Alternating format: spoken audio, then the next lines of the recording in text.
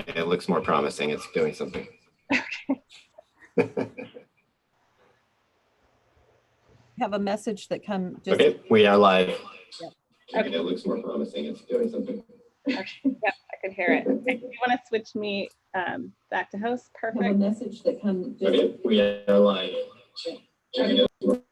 There, perfect. Okay, Chair Wall, I think we are ready to go.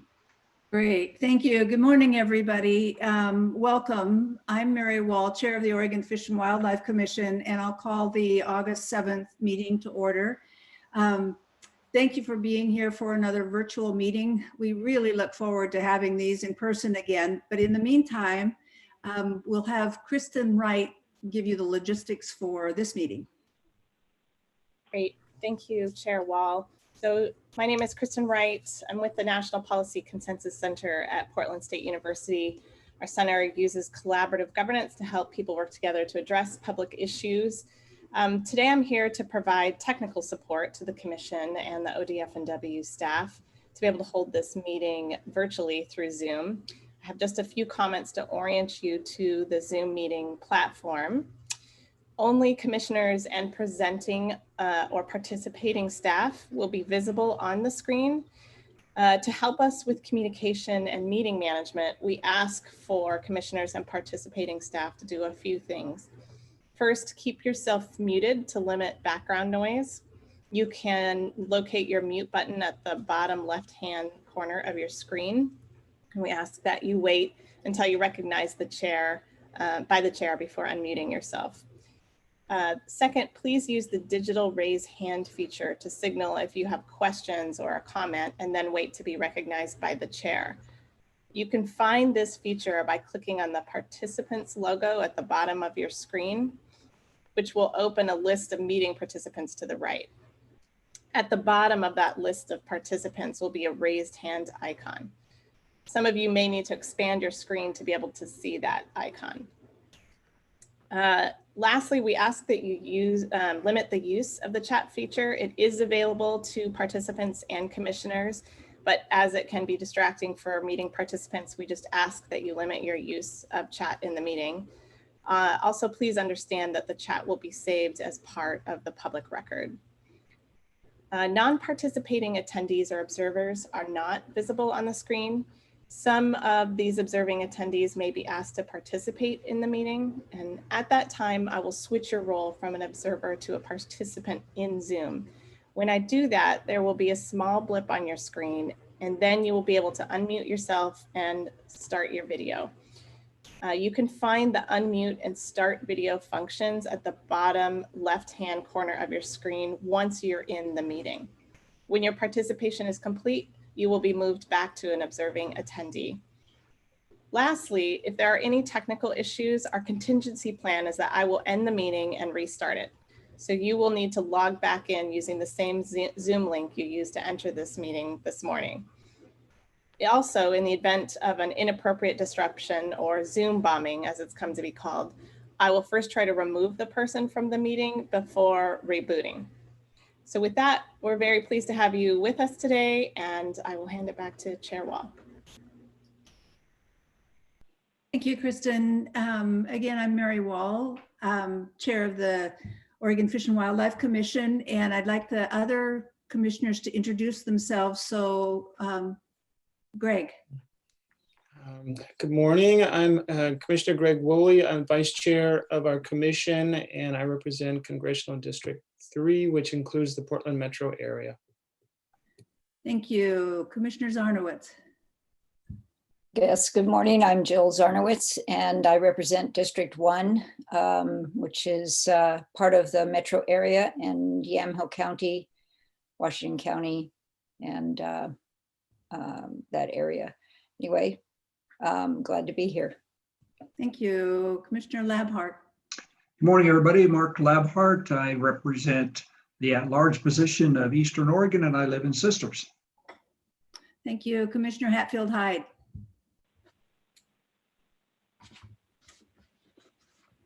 I think you're muted, Becky.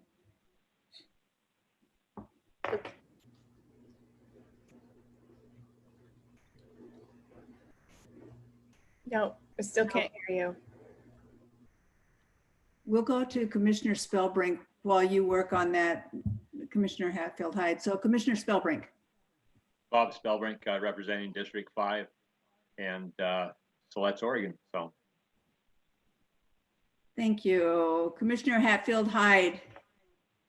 And it does look like you're, okay, we'll just go ahead. It does look like you're muted now. Just so you know, those of you who are listening, the day looks fairly lengthy and substantive. That we will have an annual Pride Award event at 11, and we'll stop wherever we are in the agenda for that. We plan to break for lunch from 12 to 1 and then come back at 1 to take up wherever we left off before we stop for the Pride Awards. So that's what the day looks like. And before we start the first agenda item, I would like for the commission, on behalf of the commission, to say thank you again to Chris Kern, Tucker Jones, John North, and Joff Whistler for a substantive, useful briefing yesterday on the Columbia River fisheries. It was a long and great event, so thank you. Let's go then to Director Melcher for the director's report. All right, good morning, commissioners. And yes, my thanks to you all for sitting through the briefing yesterday, and thanks to staff for preparing it. We have a number of items under the director's report. Of course, we did provide the field reports to you all in written form. While your agenda shows an expenditure report, we have pulled that in that there's nothing new to report from our last meeting. There's no updated expenditure report. I will say just briefly that our sales continued strong through the month of July. Expenditures are tracking at or below expected levels for where we are in the biennium, and our cash reserves remain very strong, which is all good. Wanted to have Dr. Karin Braby give you a report on our work with regard to whale entanglement in the Dungeness crab commercial fishery. So Karin, the floor is yours. Thank you. Confirming you can hear me. So for the record, thank you, Director Melcher. My name is Karin Brady. I am the Marine Resources Program Manager for the department, and I am going to talk to you about the Dungeness crab fishery and whale entanglements in a briefing that will help prepare the Commission for decision making on this topic in September. So I want to confirm that you can see my screen. It looks like that's all good. Yes. And with no further ado, here's an outline of what I'll cover today. I'm going to go through some details about the Dungeness crab fishery management structure. I'll talk about whale entanglements, the elevation of incidents of whale entanglements, as well as some information about populations and conservation frameworks. And then I'll end with a discussion of management measures that the crab fishery already operates under, recent measures that you, the Commission, have adopted relative to whale entanglements, and the future details, or the details of the future package for the September meeting. So I had to start with a basic description of the Dungeness crab fishery, which is an iconic fishery in Oregon for its cultural and economic impact, part of our social fabric in Oregon. It's an incredibly valuable commercial fishery, as well as a well-desired sport target. It's been managed sustainably for decades under what we call the 3S system: size, sex, and season. It's a fairly simple way of limiting the catch and harvest of small individuals, allowing them to grow up to recruit to the fishery. We allow harvest of males, leaving the females to reproduce, and we limit the months during the year that those crabs can be harvested to give them periods to grow, and reproduce. Additionally, the crab fishery has increased controls on limits and participation, both in terms of individuals as well as the number of pots that can be used during the prosecution of the fishery. And these limits and the structure of the fishery are coordinated at a tri-state level with our partners to the north, Washington, and South California. Generally, our management is state only, and so statute and rules govern our management, but we do have significant nexus points with federal regulations, including the MMPA, or the Marine Mammal Protection Act, and the Endangered Species Act, which I'll touch on today. So I'm going to show you a couple of timelines that look like this, just to give you an idea of punctuations of efforts in management of this fishery. Although this has been a fishery management topic of discussion for the department for much longer than the 1980s. But at that point in the 1980s, we have what I'll term the modern era of season limitation. It gives you the season structure that we have today from December to August. And there have been additional ways that season limitation has been modified and adjusted over the intervening years. In mid-1990s, we went through a process of limited entry for the fishery so that the commercial ocean participation in this fishery is limited to a set number of individuals. And then in the mid-2000s, we went through a process of pot limitation for the commercial ocean fishery, where we established a series of tiered pot limits, 200 pot, 300 pot, and 500 pot limits for each active permit. And we additionally worked on improving the incentivization of removal of derelict gear from the ocean to minimize just the number of pieces of gear out on the ocean. There have been a number of accountability and enforcement modifications to regulations, particularly shaping our current regulations in the mid-2000s. And then this 2010 to 2020 decade really has been characterized by two things. One, thinking about whale entanglement and risk reduction in the fishery, as well as management of biotoxins, and I'll talk more about that in a second. So to understand what I mean when I say the whale entanglement problem or elevated levels of whale entanglement, this graph gives you a good idea. This is West Coast entanglements of whales in Dungeness crab gear. So this includes gear that was originally deployed by California, by Washington, and Oregon, all combined.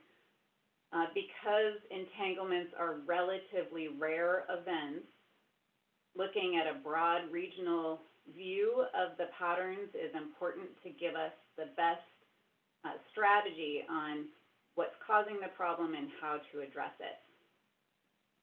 This graph shows you multiple species, and there are two patterns I'd like you to take home.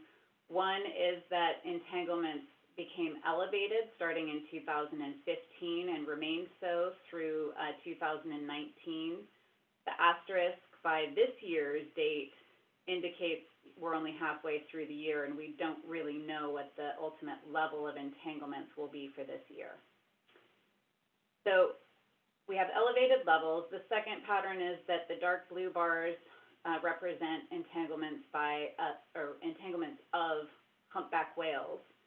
And that has become much more common and much more part of the story in this recent period of time than previously, although we've had humpback whale entanglements through this entire time period.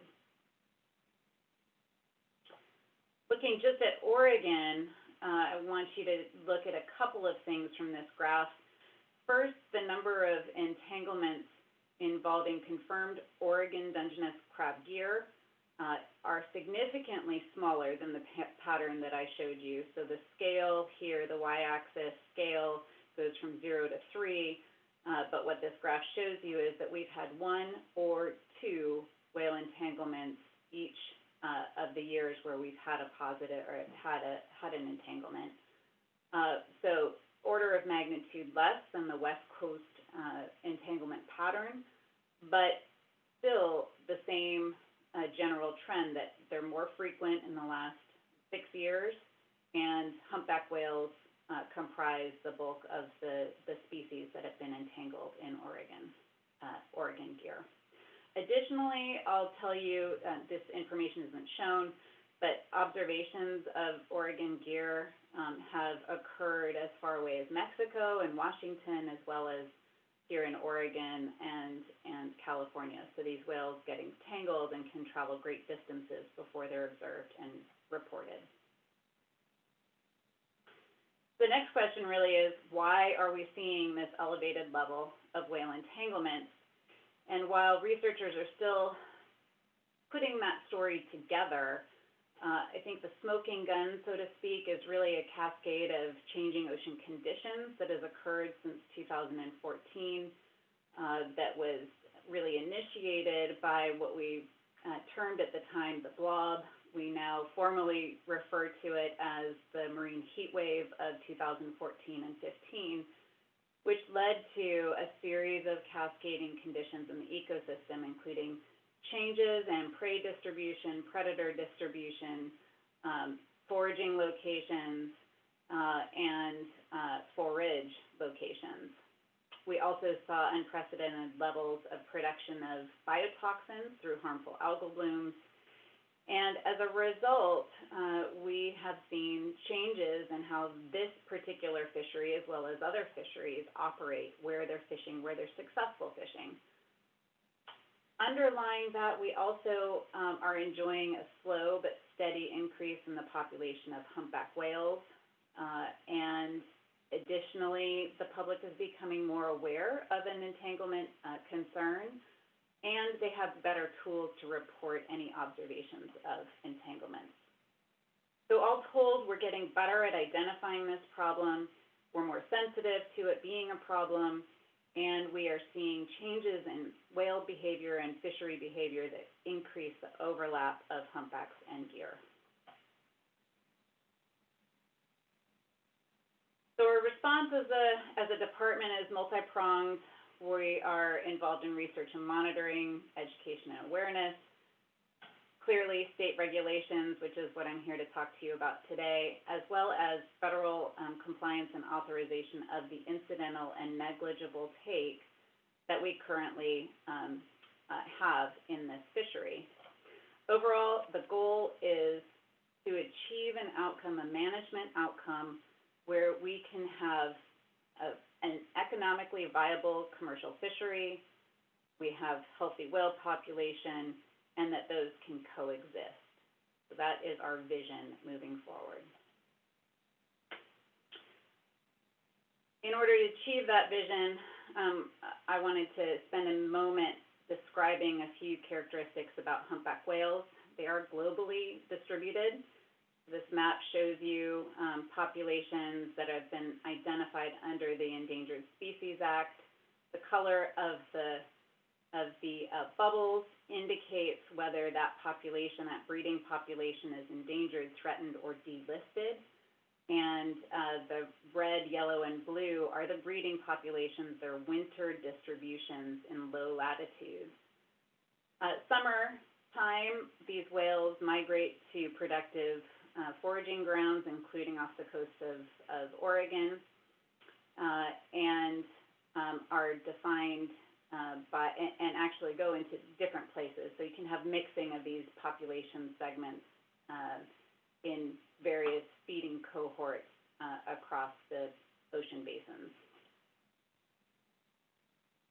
So here you get an idea of how the endangered populations that are defined by breeding and these other feeding cohorts that are defined by those summer feeding stocks differ. And the Marine Mammal Protection Act and the Endangered Species Act recognize these different types of aggregations of humpback whales. For California and Oregon feeding group, which has been identified as depleted under the Marine Mammal Protection Act, our humpback whales are comprised of individuals from Central America and Mexico populations, which are endangered and threatened. The take home from that is that if you see a humpback whale off the coast of Oregon, it most likely is coming from a breeding population that is endangered or threatened. The other take home that isn't explicitly listed here is that any entanglement of an ESA listed or marine mammal off the coast of Oregon is considered take, and that take is prohibited unless it's specifically authorized. So shifting now to the Dungeness crab legal framework, I've already described that Oregon regulations really drive the fishery structure, and for whale entanglement issues, I've mentioned accountability of the fishery, as well as risk reduction measures focused on decreasing co-occurrence of deer and whales. That is key to our success moving forward.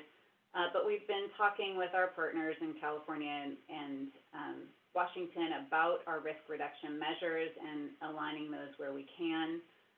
And that adds to our coast-wide discussions on really maximizing or improving pre-season testing and meet quality criteria and thresholds to make sure that that fishery stays economically viable, and biotoxin management so that that product is safe and available throughout the year.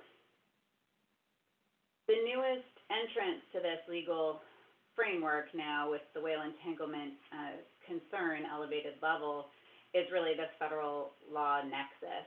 And I mentioned authorization and compliance with federal law is a requirement.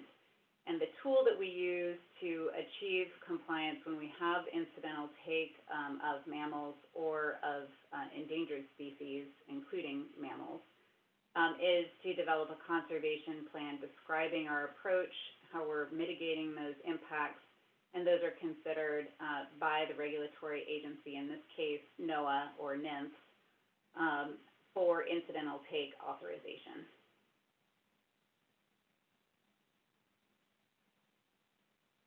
So moving here to the modern era, so to speak, the recent decade of active modification of management of the crab fishery, focusing on risk reduction of whale entanglement.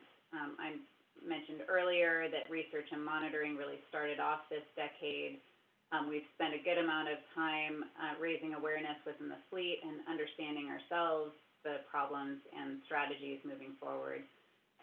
Not as clearly connected, but becoming more so as we understand it more, is the work that the Commission and the Department have done to manage biotoxins in crabs.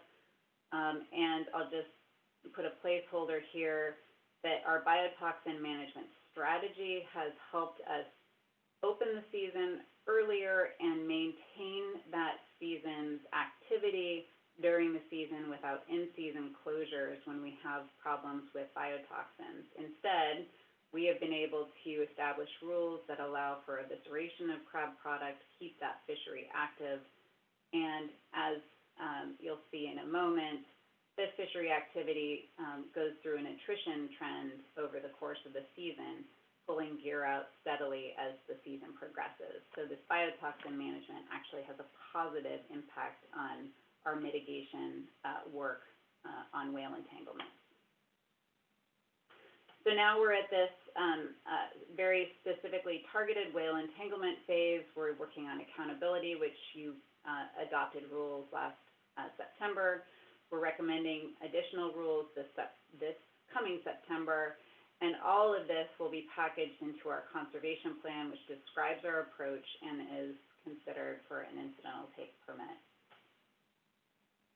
That process may well lead to additional phases of state administrative rules, recommendations to achieve the outcomes desired. So this path is now, I've shown you decades of a path, the last decade being very important. We certainly haven't done this alone, and I wanted to pause and describe in particular the work of the Oregon Whale Entanglement Working Group, which is a diverse group of individuals and institutions. It was convened by Oregon Sea Grant starting in 2017 at the request of the crabbing industry. It includes sport and commercial crabbers, scientists, NGO representatives, the Crab Commission, and ODFW staff. And they had some very key outcomes and products from the group that I wanted to highlight, including the Best Fishing Practices Directive that is shown as an inset here. This has been widely distributed to the fleet and used as a communication tool about how actions outside of the regulatory requirements can really help minimize and decrease impacts on the whale resource. The working group was also key in identifying key research needs and gaps, which included leading to our current research on whale distribution and co-occurrence modeling. The working group also conducted an industry survey and produced preliminary recommendations on management measures to try and address this complex problem. In addition to the working group, we have a standing long-term set of advisors that work with us on state and tri-state issues. The Oregon Dungeness Crab Advisory Committee, which has been expanded to include the industry members from the working group. We've had a number of meetings and notices, newsletters, briefings on this topic to try and gather input, raise awareness on the topic.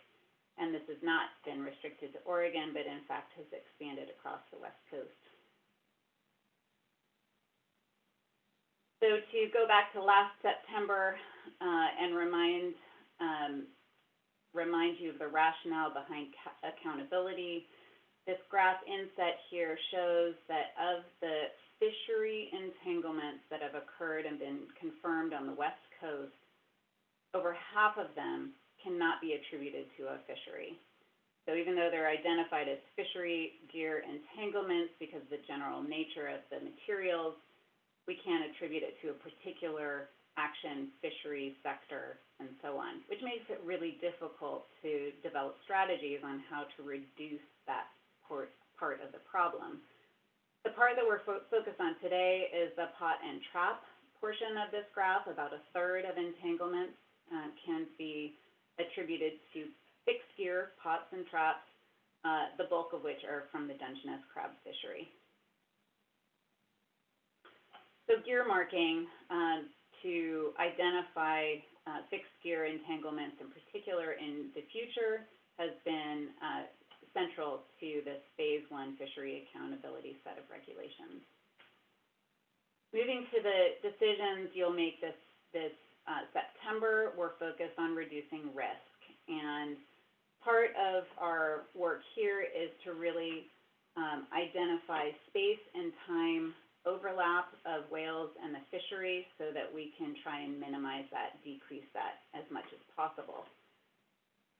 So here, these maps indicate whale distribution research that's ongoing to better identify where and when whales are in Oregon's waters and where they are specifically, not just when they're in Oregon, but where they are when they're in Oregon. And particularly of note, humpback whales, our key species here, is largely distributed farther offshore in the neighborhood of 27 to 30 fathoms offshore. 27 fathoms is coincident with the recently identified critical habitat that NOAA and NIMS published just this year, 2020. The crab fishery, on the other hand, has the center of its abundance and footprint and effort from the coast out. And so we obviously have an area of overlap in the middle, but these patterns in the footprints and the distributions will help us strategically address how to keep these groups separated. So space is important. This set of graphs gets at the point of trying to decrease co-occurrence in time. And our best information at this point is the seasonality of when we observe entanglements, which is not the best metric for identifying whales, but that is our best data set at this point. And ongoing research that we're conducting in collaboration with the industry will help us identify when actual whales are in Oregon and where those are. But now our data set is entanglements. The highest rate occurs from April through August in terms of the months that the fishery is operating. And as I mentioned, during the course of the season, the fishery effort decreases during this time. So each month that goes on, the fewer pots are estimated used by the fishery. And similarly, the participants, the number of permits that are active in the fishery decreases as well. The take home here is that the sooner we can get the season going and we have this bulk of effort at the beginning of the season, we have that past us, the more likely we are going to separate in time the whales and gear. So this rationale led to risk reduction measures. It's the core set of ideas that the Whale Entanglement Working Group has worked with and struggled with, trying to identify the best strategy. And certainly that's our staff process that we've gone through, and it mirrors the process that has happened in Washington and California as well. So for September, we are recommending a reduction in pot limit starting May 1st of 20% of the gear allowed under that pot tier. And all gear would be excluded outside 30 fathoms. Legal gear would be identified through a season tag, and any gear that doesn't have that authorizing season tag could be removed as derelict gear. This package we recommend would have a 3-year sunset, so it would run for 3 seasons, and during that period of time we'd be able to evaluate both the effectiveness on the conservation goals as well as the impacts in terms of economic impacts. There are additional measures that I'll describe in September. I won't go through those today, that also will decrease co-occurrence of gear and whales, or will decrease the amount of gear during key parts of the season. So this slide is a little bit complex, but this is really meant to convey the spectrum of approaches that we've considered in developing these recommendations, and I view this as kind of a spectrum or a suite of options. And there is no one best answer to this problem, but we have a number of tools that we can modulate in order to design the structure, future structure of the crab fishery, and these will be key not only for decision-making in September, but also for the strategy of adaptive management that we will include in our conservation plan and submit this coming winter. So the inset graph with 10%, 15%, 20%, and so on gives you an idea of the number of pots decreased across these different management options. So if we decrease a pot limit by 10%, how many pots does that really mean? And how does that change in terms of our seasonal attrition of harvest activity from April through June? And you can see that the greater the number in that graph, for example, flat 200 pots, all permits being reduced to 200 pots, has the greatest impact, the greatest reduction to the fleet, presumably the greatest impact on operations and potentially economics. And that the sooner those measures are put in place, if it's April, the greater the impact on that fishery activity. The bottom table, which has the stoplight, gives you a sense of just relative values of options within this spectrum for conservation benefit of whales, where green is the greatest benefit for whales and red is the least benefit for whales. Our recommendation package is somewhere in the middle. It's 32%. That's just a relative amount of pots that can be used. It's not meant to signify any particular trigger or threshold. But the take home here is really that we have options. We can modulate those options in a number of ways to achieve both conservation and economic outcomes. Before I conclude, I did want to just touch on economic value. You've seen the graph on the upper right, but the lower graph inset gives you an idea of the number of millions of dollars we're talking about. And this fishery is valued from $40 to $50 million a year, depending on the year. So it's significant. It's about a third of our commercial fishery value in the state of Oregon. The period from May through August, the end of the season, averages about $2.5 million in recent years. A little less than 5 to 10% of the season. And with a 20% reduction, if you just apply that mathematically, it reduces it to something like a $2 million benefit to Oregon, or a loss of $500,000. But I want to caution that this is not a simple calculation. This is something we've struggled with a lot. The crab fishery is diverse. Different business strategies occur. There are smaller vessels that predominantly fish later in the season in the summer. And so simply saying, where can we cut back the crab fishery where it has the least dollar impact is too simplistic of a view.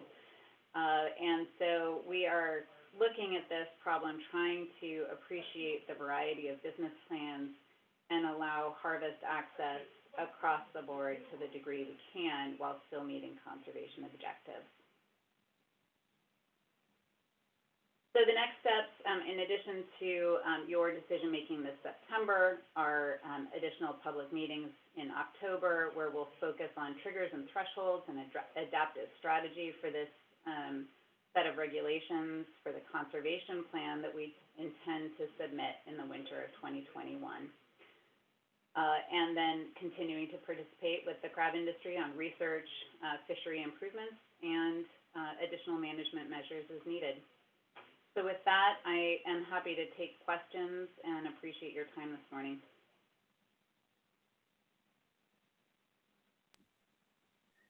Thank you, Karen. Commissioners, questions? I don't see hands raised, but do you have? Commissioner Spellbrink. Yeah, good morning. Good job, Karen. Like you did a great job of covering that. Just a couple observations here. I think most of you know I've got like 40 years experience in the Dungeness crab fishery. So I've fished from coast to coast pretty much, Alaska, Washington, Oregon, California. And some observations here, Karen. I know lately I've been hearing from quite a few of the guys that they're seeing quite a few of the humpbacks even inside of 30 fathoms. Are you hearing that too? Yeah, thanks for that question. We've had a couple of documented aggregations as well as a lot of anecdotes of humpback whales inside up to about 25 fathoms. So inside of our recommended 30 fathom exclusion zone. Right, and that's what I know. So, and I guess that's the one thing I'll talk about too is that 30 fathom range. So actually concentrating gear inside that 30 fathom range may in certain areas be counterproductive. And then you and I have talked about it a lot.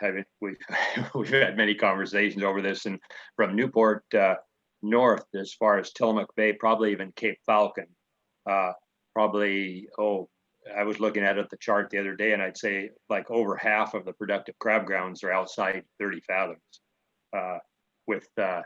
I fished that area extensively in my career, and 30 to 35 fathoms in that range is super productive grounds for crab. And a lot of that is because of the reefs in that area. You have, the reefs starting off Depot Bay, going up Siletz Reef, the Haystack Reef off Pacific City, and then all the way up past Cape Lookout. So a lot of the inside grounds there are rocky and hard with no crab on them. So a lot of that fishery takes place in that outside 30 fathom range. So, and we've talked about that. We're not sure what the answer is for that, but just wanted to make that observation. Yeah, thank you. Do you have a question, Bob, or can I address one? Yeah, no, just address that. I know that we're going to see a lot of public testimony and stuff about that too. So no, just go ahead and talk about it if you want. I really didn't have a question. It was more of an observation. Thank you, Commissioner Spellbrink. I appreciate that. And Chair Wall, if I can address an issue there, I would like to. Sure. Thank you. And it's particularly about the problem of concentrating gear inside of 30 fathoms. And this has been an iterative process for the department, for our staff, and started with input that we received from our public meetings with the fleet in the fall of 2019, where we had a number of folks really stress that they wanted us to approach this, including a depth exclusion, because of the ongoing observations that humpbacks are farther offshore. I mentioned, and Commissioner Spellbrink knows this, but this is just for more broad context to the Commission generally, the research that we are supporting will help us identify what that depth usage is by humpback whales and the ecosystem components that essentially paint the picture of why the humpbacks are there. Is it temperature? Is it sardine abundance in that location? What is it in the ecosystem that changes their use of the depth distribution off of Oregon, so that we can identify that and build that into our management? So that's one key point, is we will be learning more over the next 3 to 5 years about how to do that well, or better, improve our current draft strategies. The other is that concentration of gear was really concerning to us initially, because we did not want to pull gear inside of 30 fathoms or inside 25 fathoms and increase the risk to gray whales, which are concentrated inshore, or inadvertently impact humpback whales or other species of whales. And so we did some analysis that I didn't show today that indicated that the amount of gear outside 30 fathoms ranges from between 10% and 20% over the last 6 to 8 years. And so by decreasing the amount of pots that are allowed in the fishery at the same time that we pull the fishery inside, at least mathematically, that should more or less mitigate the gear concentration issue if the package that we recommend is applied. But that's a really important thing to follow up on in terms of analysis. If we put these regulations in place to make sure that gear concentration issues are not causing more problems than they're solving. Other questions? Thank you. Karin, I have one. Could you talk a little bit about reporting and finding the entangled whales, and whether we're getting better at finding them and have good incentives for people to report? And if, I don't know how much there is to do to help, but are there ones that if we find them and work on that, we can save them? So there are two elements to your question, Chair Wall, and thank you for the question. One is about reporting and finding, and then the other is mitigating the problems for that particular whale. And on the reporting and finding, certainly the awareness campaigns have really improved reporting. Incentivizing the reporting is currently a desire, but it's not really structured into the reporting, other than feeling like you are contributing to understanding the problem and mitigating the problem. There isn't any specific monetary or other kind of incentive. There also is no negative result of reporting, meaning that if you report that your gear entangled a whale, there is no consequence that has been applied currently to that individual, assignation of a violation, a fee, something like that. And so it's somewhat neutral, other than really just having individuals embrace that stewardship role and wanting to do the right thing for both the crab fishery in the long term, making it more sustainable, as well as doing the right thing for the whale population. I will also say that there are improved efforts to be able to identify and then attempt to disentangle whales, and particularly in the Central California area, where the frequency of whale entanglements has been the highest. There are larger numbers of individuals who have been trained to do that kind of activity. It's extremely dangerous and needs to be done by certified individuals. It is not something that should be approached lightly. It's actually prohibited for individuals who are not certified to engage in disentanglement issues or in disentanglement activities. And we've had a number of certified individuals killed in those activities around the world. So yes, there's increased awareness. Yes, there's increased numbers of individuals who choose to be certified and trained to do this. It is not easy, and really the best approach is to prevent the entanglements in the first place, rather than to try and disentangle them once they are. Thank you. Very helpful to have the report now. Commissioner Woolley, do you have a question? Yes, I do have a couple. Thank you, Madam Chair. Good morning, Dr. Braby. Good morning. So one is just a clarifying question. You use the term depleted, and then also make reference to threatened and endangered stocks. And so I just wanted to be able to clarify the relationship between those terms.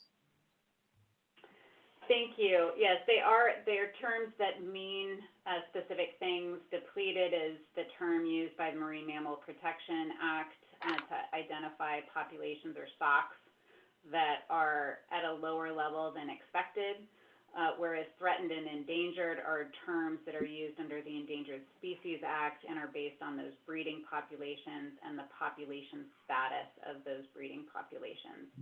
So essentially, in terms of just lay individuals like myself, I'm not a marine mammal expert. I'm a marine biologist and an invertebrate expert, but not a marine mammal expert by any means. What that means to me is that whether it's depleted, threatened, or endangered, it means that the population is below what it should be based on what the experts assess that species or stock should be. Okay, thanks.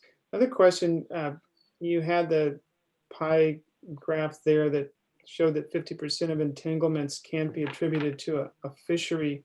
So do you mean that it can't be attributed, or the origin or the owner of the gear can't be identified? Or do you mean that even the type of fishery can't even be attributed to the type of gear? Thank you for that question. Yes, the graph shows 50% of entanglements that can be putatively attributed to fishery activity cannot be attributed to a particular fishery, let alone the individual. Mm-hmm. So if we go back, I hope that my internet connection does this quickly. Here is the graph showing that 37% of the putative fishery entanglements, meaning best guess, best judgment of the professionals who are evaluating each entanglement, makes them believe it's fishery related. 37% of those are from fixed gear pots and traps. Aaron, I just want to note that if you were hoping to show that graph visually, you'll need to share your screen so other folks can see. So I thought I was already sharing my screen. Thank you. Hope you've been seeing my slides all along. We had, yeah.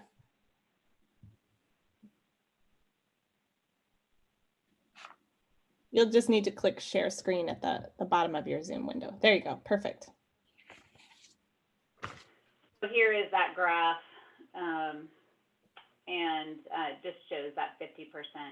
So to your question, Commissioner Woolley, based on professional judgment, that 50% has been attributed to fishery activity, but not to a particular sector. Within the 37% that have been identified for pot and trap, a portion of those can be connected to an individual participant, meaning to a permit number. And all of Oregon, California, and Washington Dungeness crab pots in the ocean have individual markings that can be traced to individual permits. That's part of our marking requirement. If that's recovered, that gear is recovered, or if a good enough photograph is taken of that gear, then we can identify the individual and we can start doing the investigation to determine where that pot was deployed and where and when the likely entanglement, or where and when that entanglement occurred. Okay, thank you. And then one more question, and I think I probably asked you this back in September, but I don't remember your response. Is mortality data being tracked and recorded? Thank you for the question. Is mortality being tracked? There's a couple of ways. Certainly the definitive mortality events are being documented, but every single entanglement that is confirmed gets its own tracking number and becomes essentially a case for the West Coast. And that case can be revisited over time, but it is, all of the evidence for that particular case are evaluated by disentanglement experts, by whale experts, by gear experts, to determine the likely mortality probability of that individual, and goes into a running average of mortality estimates for every entanglement. And so we currently, have estimates that are applied in terms of the probability of mortality of individuals, even if the gear is not recovered, even if that individual whale entanglement is never observed again. Sometimes whales can disentangle themselves. Certainly, sometimes those whales pass away without us observing that, and they just are removed from the population without our understanding.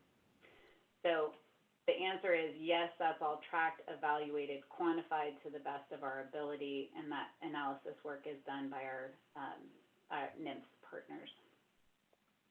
Okay, and then just two more quick ones.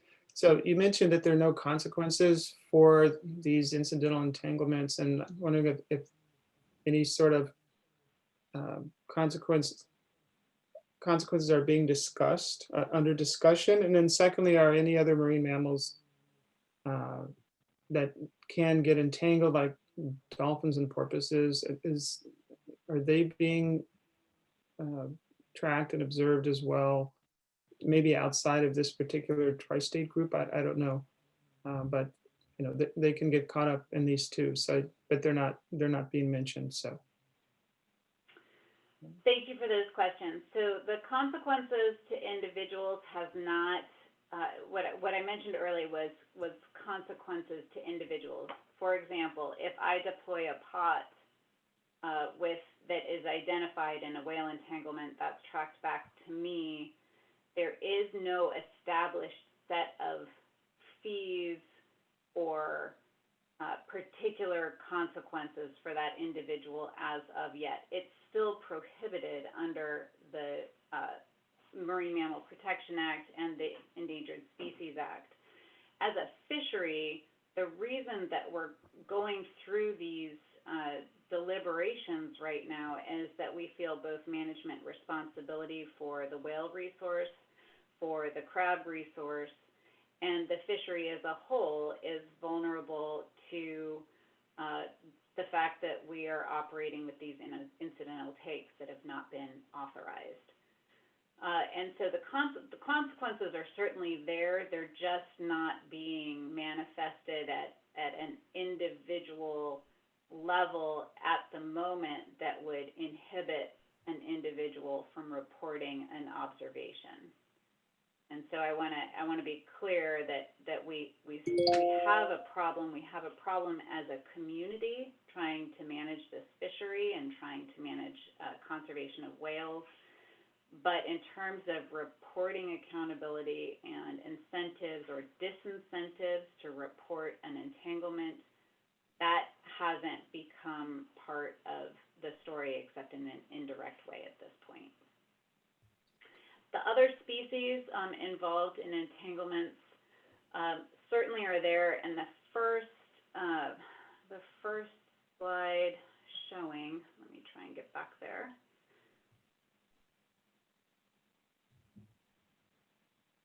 Thanks for giving me a second to roll through these. Karen, this is Kristen again. So you'll have to click screen share once again. Thank you. Trying to get there first.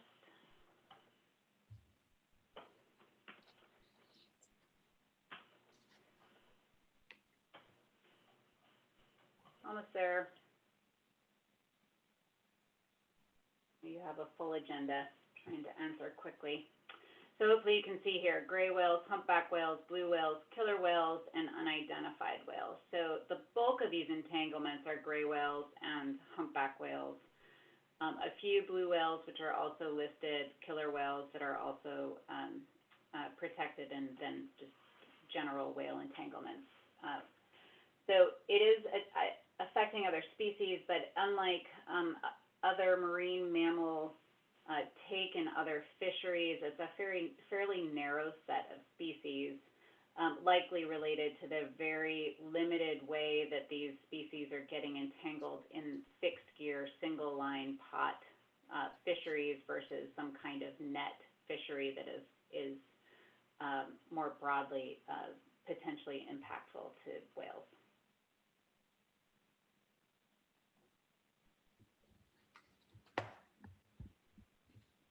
Thank you. I don't see other questions.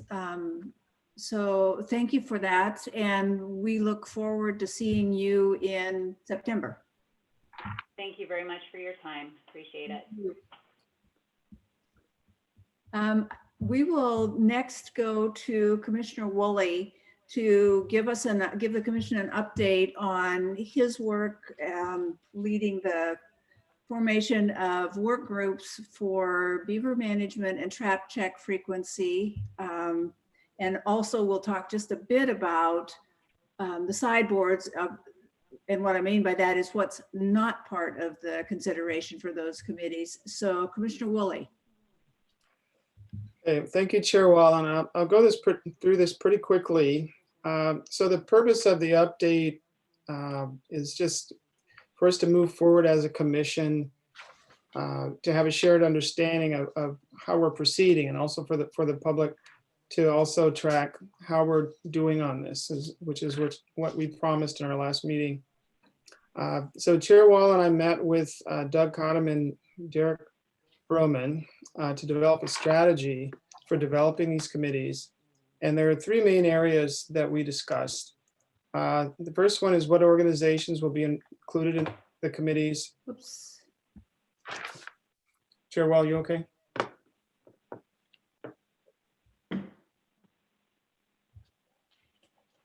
Chair? We lost your voice there for a minute. I can hear you now. Okay, so I'll just go back. Three main areas were discussed. What organizations will be included in the committees? What are the main questions that the committees will address? And what preparation is needed between now and when the meetings begin? We feel that the composition of the two committees, and that we do need two committees, should be different, but there may be some overlap with membership in the two committees. And again, this is beaver trapping on federal lands, and then the other committee being a trap check interval committee.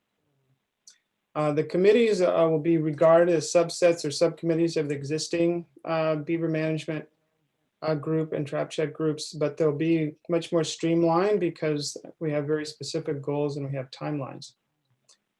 We're striving for balanced representation on each committee. So starting with beaver management, I have kind of a 3 and 3 to start with in terms of different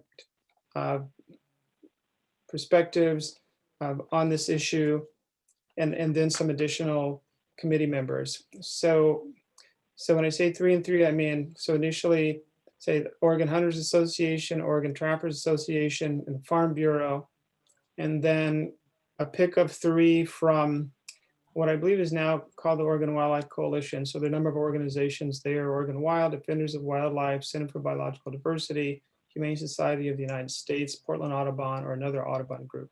So anyway, a 3 and 3 there. A member of the Oregon Association of Counties, 2 staff, a fish and a wildlife staff from our department, a committee representative,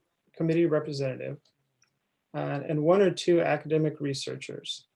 And then in terms of technical advising, the Bureau of Land Management, because they have extensive experience in beaver relocation and they have good technical information that would be useful for us, and also a fishery biologist from NOAA. And then finally, a regional Forest Service representative, and that would be a biologist. And so the biologists at the regional level are also working in policy as well.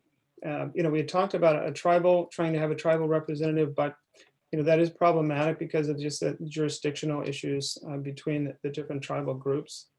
And so we're not pursuing that at this time. So let me just go to the questions for beaver management. Actually, I have to pull that up on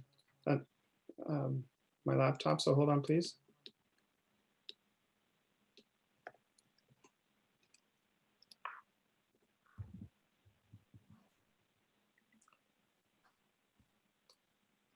Okay, and thank you, Doug, for working with me to summarize the questions.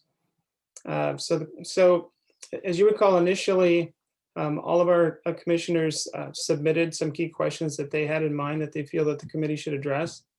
And so I sort of collated and summarized those, and they tended to fall into certain kind of theme or subject areas. And so for beaver management, we have 5. So I'll just briefly mention those. Oh, actually, there's 7. So what conditions are needed to reintroduce beavers successfully and to encourage their presence, especially where watershed habitat restoration investments are occurring or planned? Number 2, is there a correlation between trapping beaver absence and dam creation? Number 3, how does beaver management affect the value of and the investment in natural resource restoration protection? Number 4, quantify as best can be done the financial benefit of beaver dams and watersheds. This includes a comparison with the cost of building human-made structures that provide equal fish, wildlife, and watershed health and habitat benefits. Number 5, what research exists and what research is needed to demonstrate the habitat benefits of beaver and watersheds? Does protecting beavers from harvest, other than for damage control, benefit Oregon conservation strategy species and their habitats? Number 6, what is the impact on trappers, such as how many trappers use federal land versus state or private? So what is the impact if some or all federal lands were closed to beaver trapping except for damage control trapping? And then 7, can we include damage trapping by licensed trappers of beavers and other fur bearers in trapping reports to get a better count of beaver and other fur bearer harvests than we get with just recreational and commercial uses reporting? So those are the 7 questions for the beaver management work group. So moving on to trap check. So we have kind of a subset of the beaver management group. And again, there may be some members of certain organizations that may participate in each committee, and that's fine. So we would pull out the fish staff, the federal staff, and the researchers. So we would still have the 3 and 3 that I mentioned before, We'd have a wildlife staff from ODFW, again, a county rep, and a commissioner. And so let me know. Oh, back to beaver again. I didn't mention NOAA. I believe I mentioned NOAA, a fish biologist from NOAA, but that would also be a technical advisor for us in addition to the BLM person. Okay, so back to trap check. So trap check. So those are the ones. And also, Chair Wall and Doug, if you're on the call, or Derek, if you note that I'm leaving something out or need to add something, please feel free to jump in. But that would be the trap check committee composition, and then the questions for trap check. And I'm sorry that I'm going through this quickly, but I know we have a long day, so I'm doing this rather quickly. So the questions: what is the history of the current trap check rule timeframes? What is the past rationale for Oregon's trap check time requirements? And do shorter trap check times negatively affect trappers' ability to manage their trap lines? What are the reasons for the longer trap times, or the longer time frames, the current ones that we have now, and for the shorter ones as well? So what is the justification for those currently? How can the Fish and Wildlife Commission address growing concerns about humane treatment of trapped animals so as to prevent another sport from being banned by the general public? Okay. Number 4, what are the trap check times, timeframes in states that have lowered the allowable or the allowed times for trap checks? So just looking at other states' policies.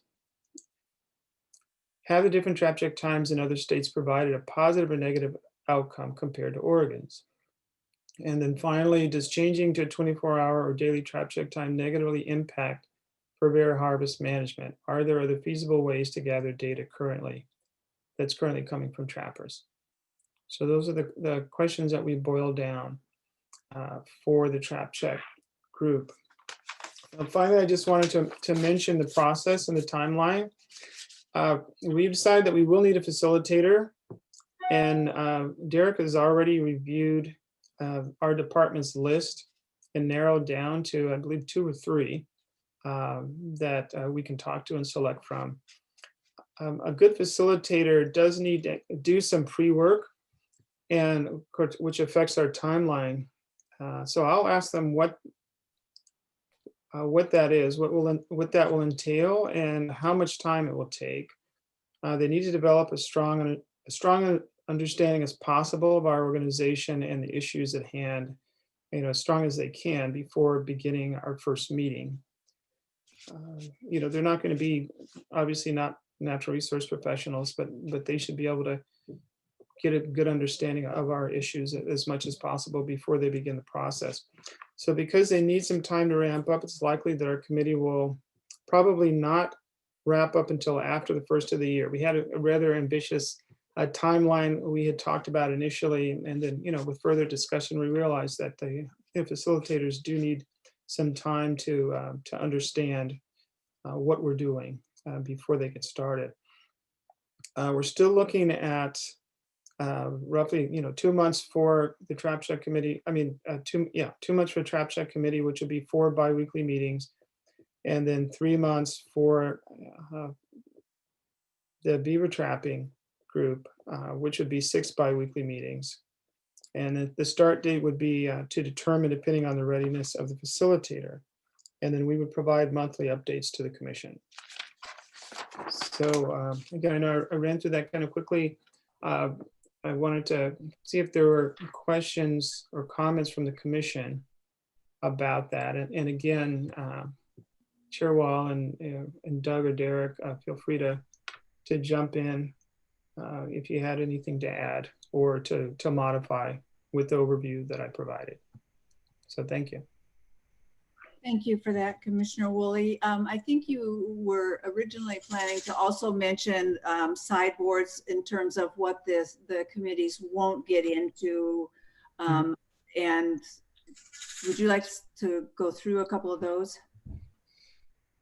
Yes, so we're not talking about, well, the one that I recall is about nuisance trapping. So this doesn't include nuisance trapping. It was one, and the other one is for instance, with beaver, I mean, we are talking about specifically federal land, not private land, in not other areas. I know that those are two of the sideboards. What other ones are you thinking of, Chair Wall? Those were the two for beaver, that they were federal lands, not private or state, and that we were talking about damage control not being part of this discussion, which I think will make the job of the group clearer and narrower, so we could get through this. And then on the trap check, I think it was a question of how much room we had within existing law, and that checks can be every 48 hours or less, but not more, based on Oregon statute. And that checks on predators must be on a regular basis. So. Yes, that's correct. Thank you for that. So there are questions or comments? Oh, Chair. No, I'm not seeing any hands raised. Commissioners, are there questions that you have? Commissioner Zarnowitz. I just want to say that sounds really good, what you've put together with the department, Commissioner Woolley, and it sounds like you're addressing the issues that I remember coming up in the meetings that we had. Thank you. Thanks for all the work for everybody. Thank you. Commissioner Hatfield-Hyde. Could you unmute?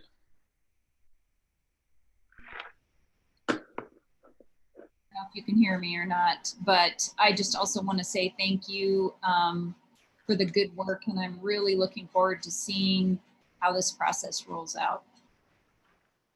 Okay, well, thank you. So are we. Commissioner Labhart has his hand up too, Commissioner Woolley. Yep, same comment.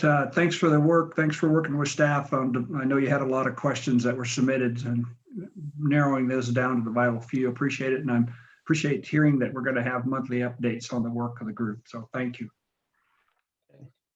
Okay, thanks, Commissioner. I think that's it. Thank you very much, Commissioner Woolley, for your work on that. It's great to be started on this. And I think we can now move to adoption of temporary rules. So we'll go back to Director Melcher.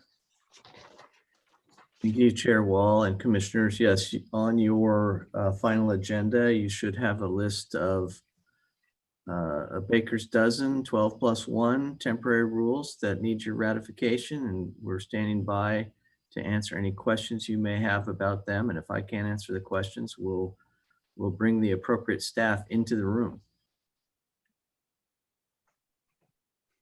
Thank you. Commissioner Labhart, you had your hand up, and did you have a question? No questions. I was ready to make a motion, so I'll wait to see if there's any questions. Okay. I do have a question about one of them. It was the one for the Coquille Valley, and it was a question about putting bait in to get rid of the smallmouth bass, allowing use of bait, and just wanted to ask about how much confidence we have that there won't be bait fish that get into the coquille and could have an impact on the native fish.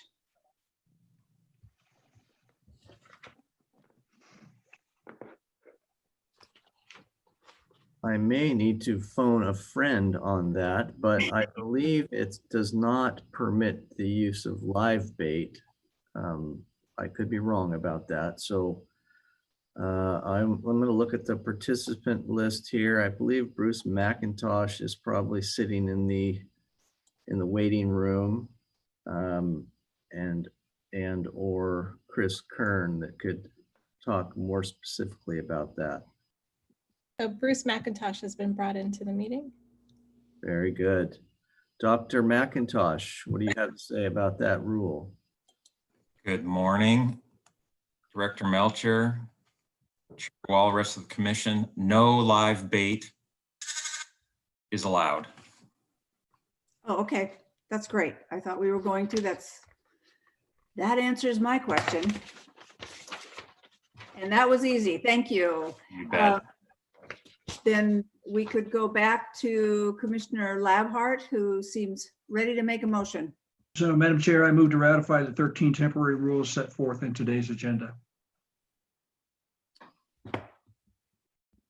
I second. So we have a motion from Commissioner Labhart and second from Commissioner Woolley to adopt the 12 administrative rules, the temporary rules. Chair Wall, Yes. everybody keeps using a different number of the temporary rules, just the number of temporary rules listed on the agenda. Yeah, it's a baker's dozen. It's actually 13. I just don't like saying that number. I'm superstitious, so I use 12 plus 1. Okay, I'm sorry. I was just reading from the motion on the agenda, so. Yep. Sorry.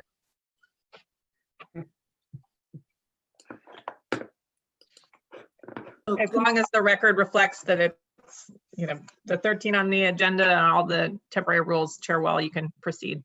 Just want to make sure that was clear. Thank you. Those in favor of adopting the 13, sorry, Commissioner or Director Melcher, the 13 rules on the agenda. Aye. Aye. Those opposed? I'm going to abstain. Bob Spellbreak. Okay.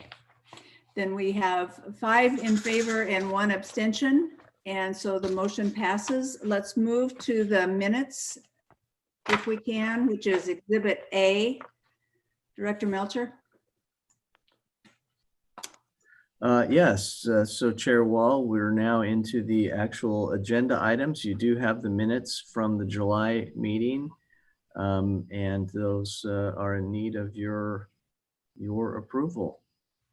Any questions or changes from the commissioners? If not, I see no hands raised. Could I have a motion? I'll make a motion. I move that the commission approves the meeting minutes from July 10th, 2020. I would second that. Thank you, commissioners. We have a motion and a second. Those in favor of adopting the minutes as written for Friday, July 10th. Aye. Aye. Aye. Opposed? Unanimous. And commissioners, it's 9:22. We could likely get through the next item, which is Exhibit B, before the 11 o'clock hard stop time, if you're okay just going straight through. Anybody not okay with that? Okay, then let's go to Exhibit B. Dr. Melcher. Well, thank you, Chair Wall. Exhibit B is the 2020-2021 game bird regulations. We do have Brandon Rices and Michael Klein in the room here. They'll be making presentations. Before they do that, I did want to mention, and I think I may have told this to you individually or earlier in the summer, but this is an agenda item that we would typically do in April. And we do this in April each year because that facilitates our ability to get the game bird regulations printed prior to the fall season openings, which generally start occurring in August. Of course, we had a number of complications this year that we're all familiar with. And so we did not do this item in April. In fact, I adopted these regulations under temporary rule. And so the book, the 2020-2021 game bird regulation booklet is out, it's printed. And I just wanted to alert you all to that. That was that was hopefully a one-time change in our annual process of game bird regulations. So with that, I'll turn it over to Brandon or Michael, whoever is going to go first.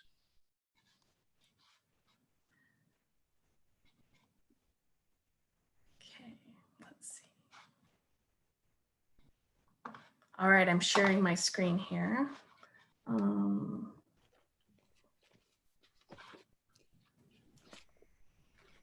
All right, how does that look? Looks Can you good. guys see it? We can, yes. Okay, great. Good morning, Chair Wall, members of the commission, Director Melcher. For the record, my name is Michael Klein, Upland Game Bird Coordinator for the department. And today I'm going to review the proposals for the 2020-2021 Upland Game Bird regulations, and then we'll hand it off to Brandon to cover the migratory. As a quick overview to the presentation, we'll look at the population status of our upland game birds and review the purpose of the 5-year regulation framework. As this does happen to be the year to renew the framework, we will discuss 6 proposed changes. And then we'll also look at the non-framework changes included in the special hunt opportunities, which are usually youth hunts, hunting workshops, and fee pheasant hunts that occur outside of the regular season, though we're not offering any hunting workshops this year. And then finally, we will cover the controlled sage grouse season and proposed permit numbers for 2020. And of course, that season is outside of our normal upland game bird regulation process. So real quickly, we track upland game bird populations using a couple different measures, though our harvest surveys are really what best indicates how our populations are doing. We use a telephone survey to sample our hunters. And we've got about, well over 48,000 upland game bird validation holders. Of course, some of that comes in the sports packs. So we figure about 23,000 of those folks actually hunted last year. Harvest was down from the previous year, which was expected, as 2018 was really a peak year in the upland game bird cycle. We were about 15% below the 5-year average, and most of those declines were in the quail, pheasant, partridge categories, which wasn't unexpected considering some poor hatching in the Columbia Basin, which is our really often our best upland hunting. It's important to remember, though, that upland game bird populations are cyclical. They experience peaks and troughs on a 5 to 7 year basis. So we may not be surprised to see the trends continue to decline for a couple more years before turning back around, and that's normal. Turkeys, however, are not following this trend, and they continue to track upward. We do look at production in upland game birds with our summer brood counts, which are just starting to roll in from the field. And our initial reports suggest that maybe the early nesting efforts were not successful. If you remember how rainy it was during the hatch, which is usually around late April and throughout May. But it does look like the re-nesting efforts were more successful. We are seeing some good sized broods on the ground across the species categories. And then, weather and habitat, of course, are big determining factors with upland game birds. We did have a pretty mild winter, but it was very heavy in terms of spring precip, really across the state. And that's resulted in some good cover and insect production, which is good news for our broods. But it's been pretty dry ever since. And so we're hoping that we get through fire season safely and that we'll get some more precip this fall. So we're going to switch to talking about the 5-year upland game bird hunting season framework. Historically, upland game bird regulations were adjusted on an annual basis until the biologists really decided to start applying the principle that a consistent and modest harvest rate really doesn't have an impact on upland bird populations. Their lifespans are so short, their reproductive potential is very high, mortality is high. So with upland birds, you can't stockpile upland game birds from year to year by restricting harvest. In 96, Oregon began offering some consistency in upland regulations by creating a 3-year framework. And then in 1999, switched to a 5-year framework. This was popular with the customers because they could plan their hunting seasons in advance, knew what to expect. The framework is based on several biological principles. First of all, populations will fluctuate each year. Often that's due to weather patterns. And then they will also cycle on a longer time frame due to some more complex population dynamics. That's that 5 to 7 year cycle we were talking about. It's the long-term trajectories that are related to the carrying capacity of the habitat that we have to keep an eye on. And then in addition to the fact that harvest rates are not contributing additional mortality beyond the naturally high death rate, hunters have proven to be self-limiting. In poor years, hunting success, hunting effort, hunting pressure decreases. So long story short, there's really no need to change upland regulations every year. However, 2020 happens to be the year when we begin a new framework cycle. So as we approach this opportunity over a year ago, we considered the current regulations through these 4 points. Are there any changes in population trajectories, the long-term trajectories? Can we offer any new opportunities? Are there any unnecessarily complicated regulations? And what ideas have we had from stakeholders through the process that we should consider? In the end, we're proposing 6 changes to the upland framework based on our findings that would be applied beginning in the upcoming 2020 season. So I'm just going to get right into those. The first one deals with mountain quail. We're proposing to allow mountain quail hunting throughout Eastern Oregon. Previously, we had a confusing combination of open and closed counties in Eastern Oregon as translocated mountain quail populations took hold. Hunters can already pursue mountain quail throughout Western Oregon, and that was the source of the translocated birds. So as you can see from the map, mountain quail are now found in every county of the state. And the issue is that hunters might incidentally take one of these birds on the wing without recognizing it as a mountain quail. So this proposal allows for a conservative 2 mountain quail combined quail bag.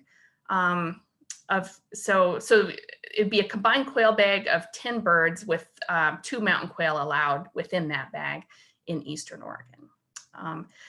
In the previous framework, Hood and Wasco counties were actually included in the Western Oregon mountain quail regulations. And this change puts them back in Eastern Oregon.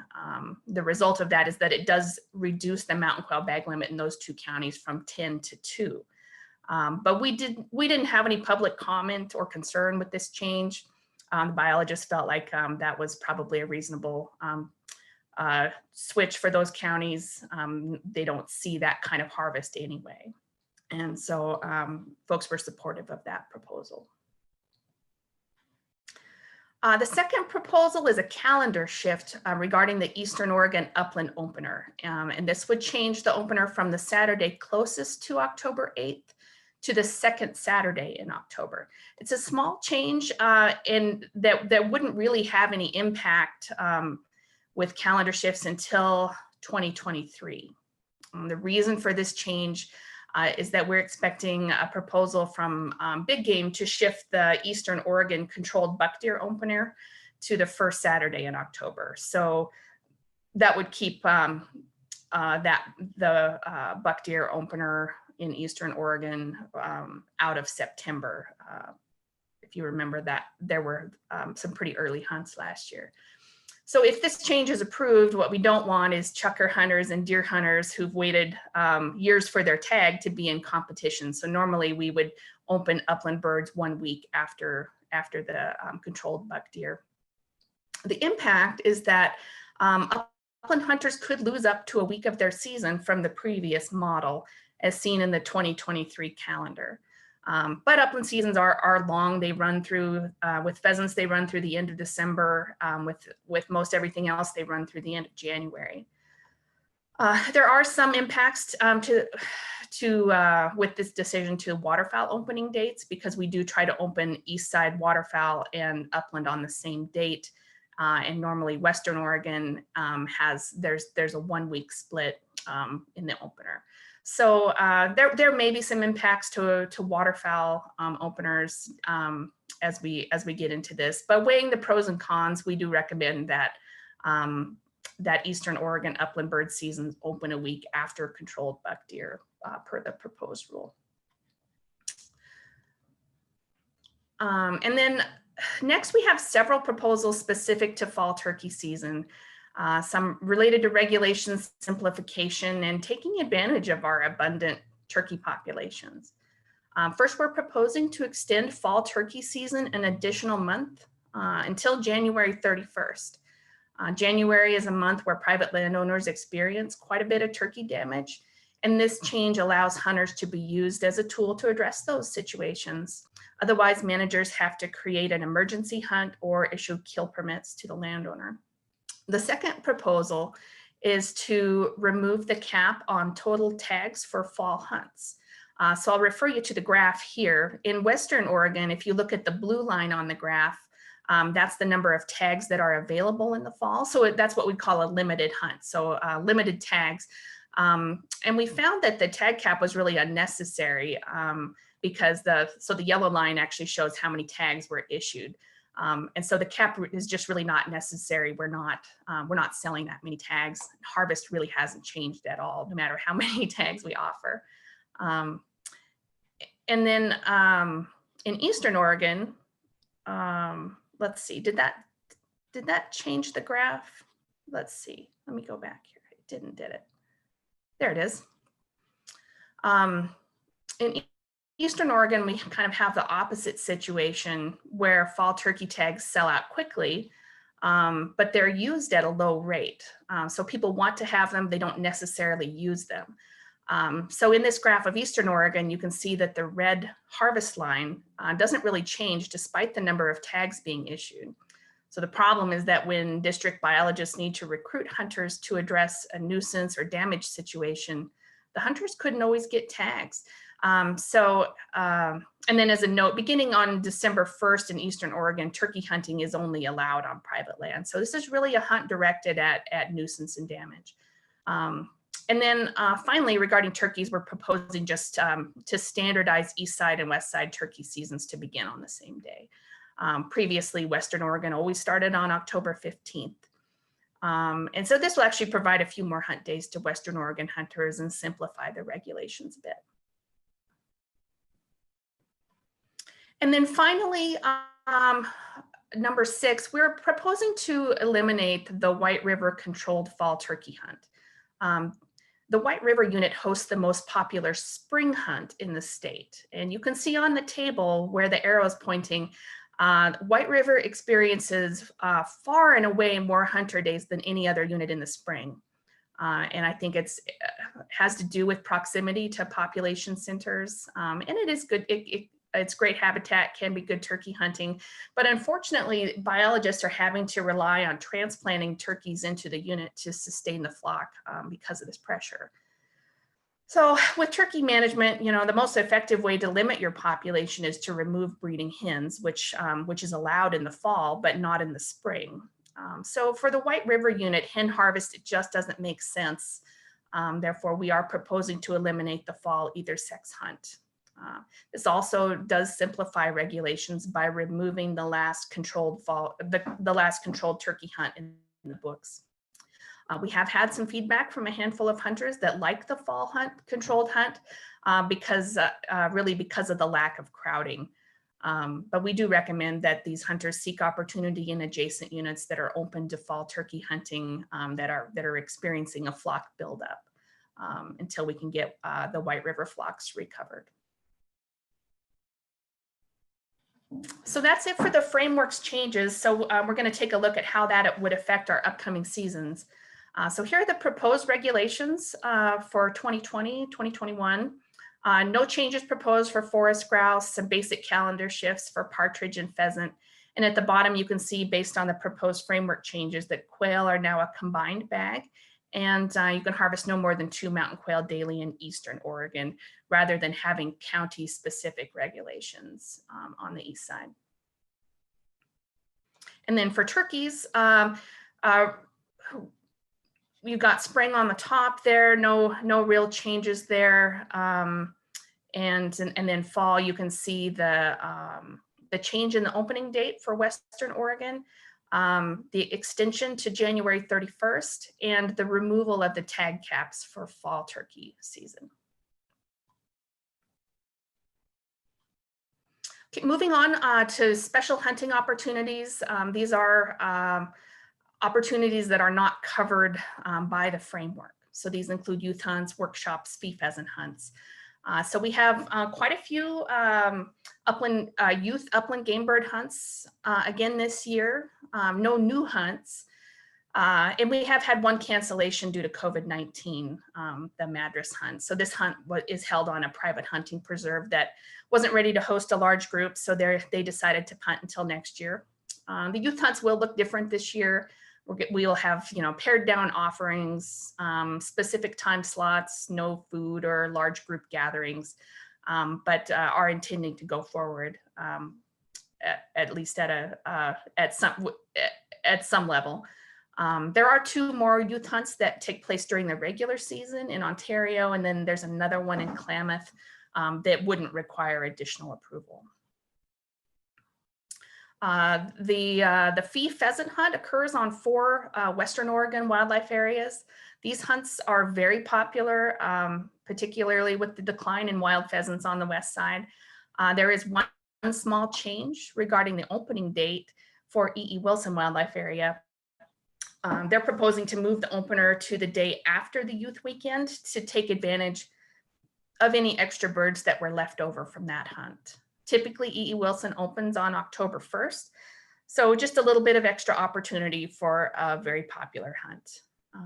And then at this point, normally I would present proposals for the pheasant hunting workshops conducted by INE, but they made the choice to cancel those events this year and maybe try again next year when things are a little easier. Okay, so moving on to our final topic. I'm going to spend some time setting the stage, recognizing that the controlled sage-grouse season is a complicated subject. Sage-grouse are our most closely monitored upland bird species. So we're able to model sage-grouse populations with some accuracy using spring let counts, both ground and aerial surveys, and then information from our harvest surveys and wing returns from the sage-grouse controlled hunt. That gives us a really clear picture what's going on with sage-grouse in Oregon. They're obviously a species in which we have concerns about long-term declines. As you can see from the graph, you have the minimum spring population estimates are in blue, and average males per active lek complex are in red. And you can also, this is a good visual of how populations do cycle between those peaks and troughs on that 5 to 7 year basis. So in very good news, it looks like we found the bottom of this trough and are on the uptick, with 3 out of 4 BLM districts reporting gains in their spring let counts. And it is common to see that some disparity there.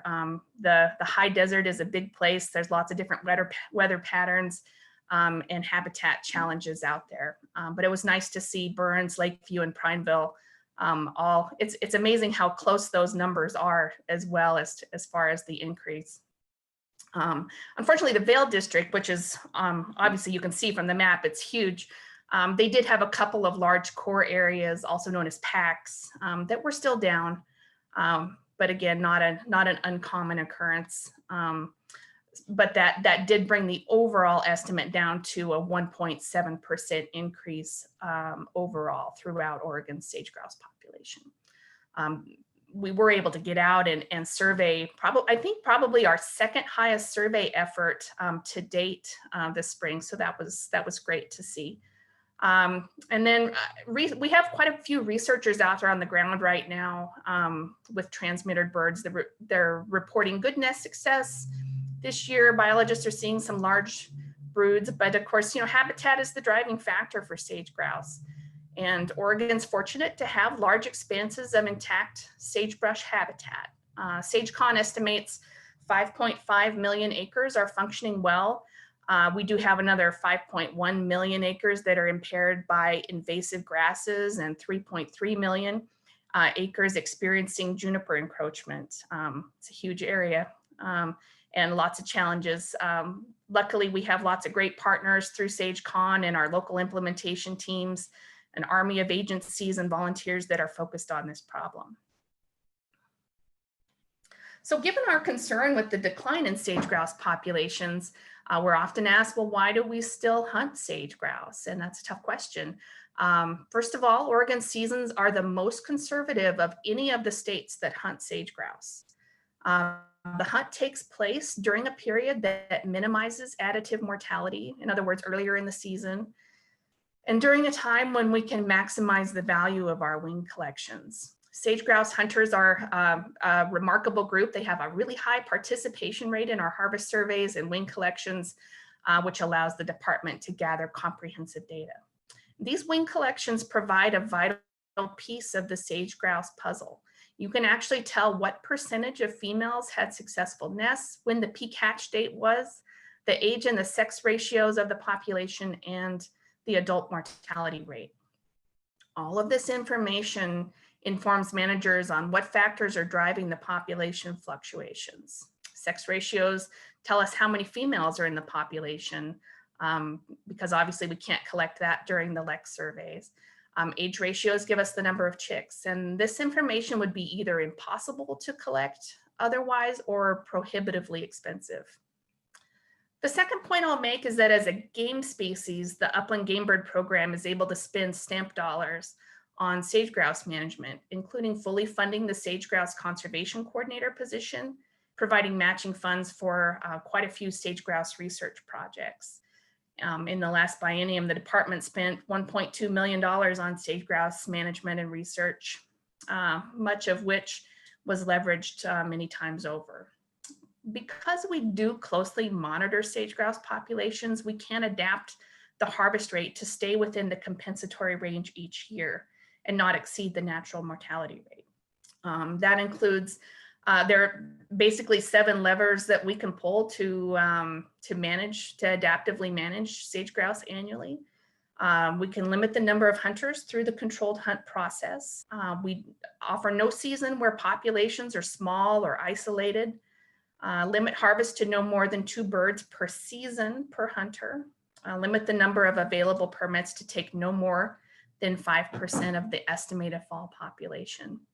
By holding the season early, that allows more time for compensatory effects and to minimize additional additive effects.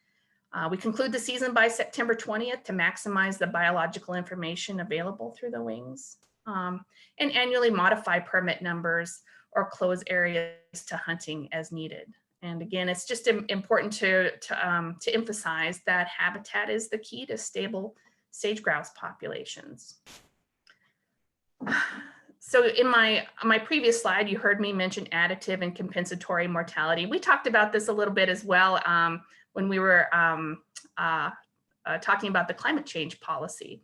So just a quick review to demonstrate how we can utilize harvest responsibly without impacting populations outside their natural mortality rate.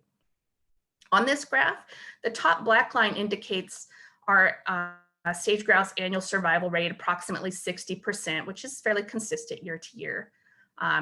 Earlier you heard me use the phrase, you can't stockpile birds. That's another way of saying that harvested birds in the green area would have died by other means during the year. This concept is known as compensatory mortality and is the foundation for harvest management of wildlife. So how can harvest be absorbed within natural mortality rates? The short answer there is density dependence. So as birds are removed from the population, the probability of survival increases for the remaining birds due to the decreased chance of predation, decreased disease transmission, better and safer roosting and nesting sites, and better food resources distributed among fewer individuals. Based on the best available science that we have, harvest rates of 10% or less to the left of the red line do not have a significant influence on the subsequent year's breeding population. Oregon is able to keep harvest around 3%, that's the dashed line, in each WMU open to hunting by annually adjusting the number of tags.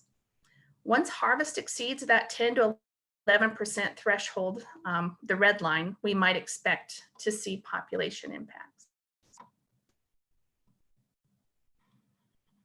So the department takes direction on sage grouse management from Oregon's Sage Grouse Action Plan. This document was really a remarkable effort to coordinate 30 of Oregon's partners in sage grouse management. It was approved in 2015 by Governor Kate Brown, who directed state agencies to implement this plan in full. Hunting is specifically addressed in the document, acknowledging that it can be conducted without impact to the population.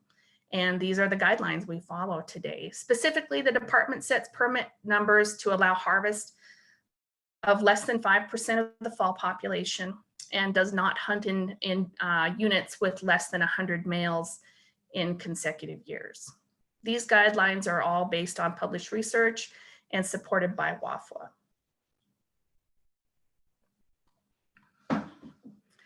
So given the controversial nature of sage grouse hunting, I would like to review some of the implications of canceling the hunt. So first, as discussed, it would go against the Oregon Sage Grouse Action Plan, which was approved by 30 different partners and the governor of Oregon. Secondly, and probably more concerning, it would indicate that hunting is responsible for sage grouse declines and take the focus away from habitat.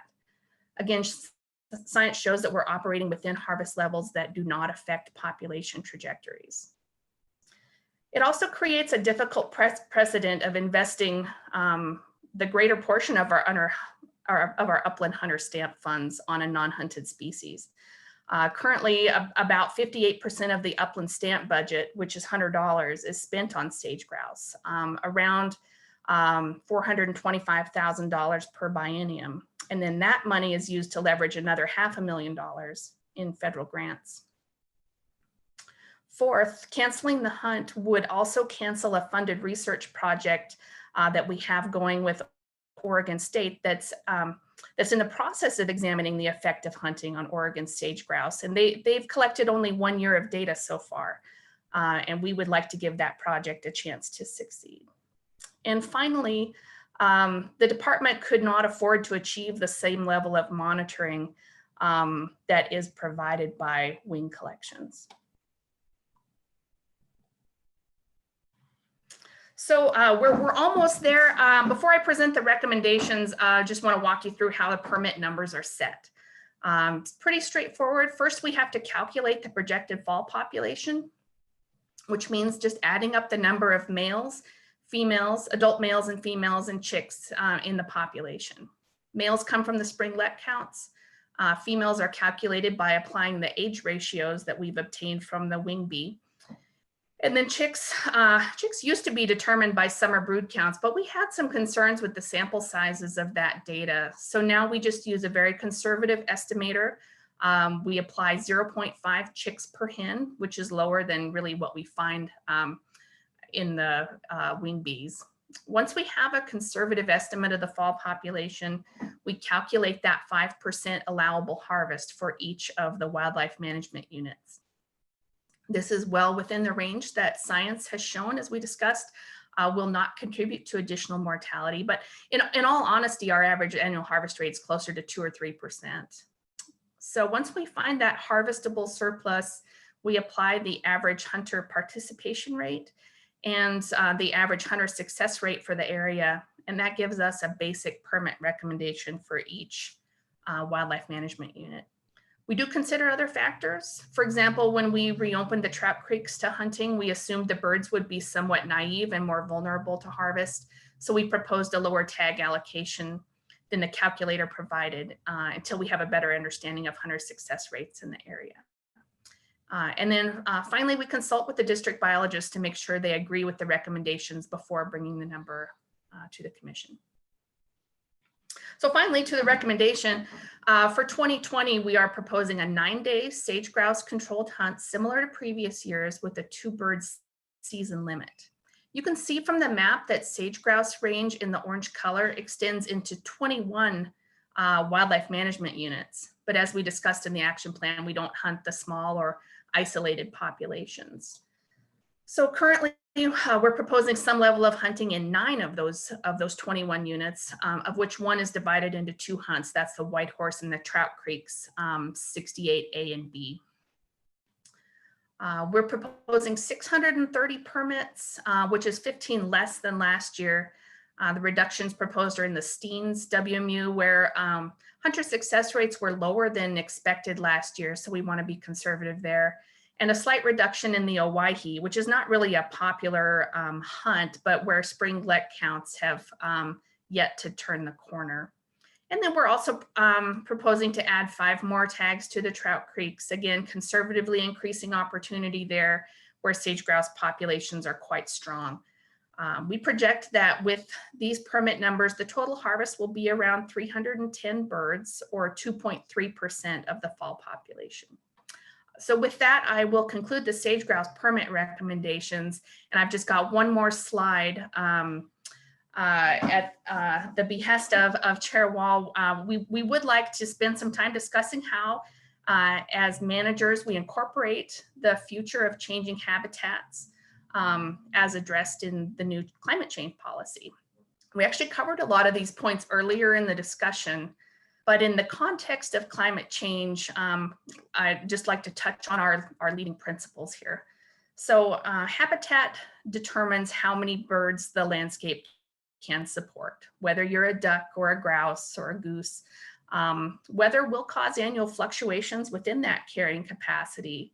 However, extreme weather events, such as what climate change might bring, can have more drastic effects on our game birds. In this situation, the department has the ability to have an emergency closure of hunting seasons. For the most part, this isn't necessary for waterfowl, as they will typically leave the area, but that's not an option for non-migratory birds.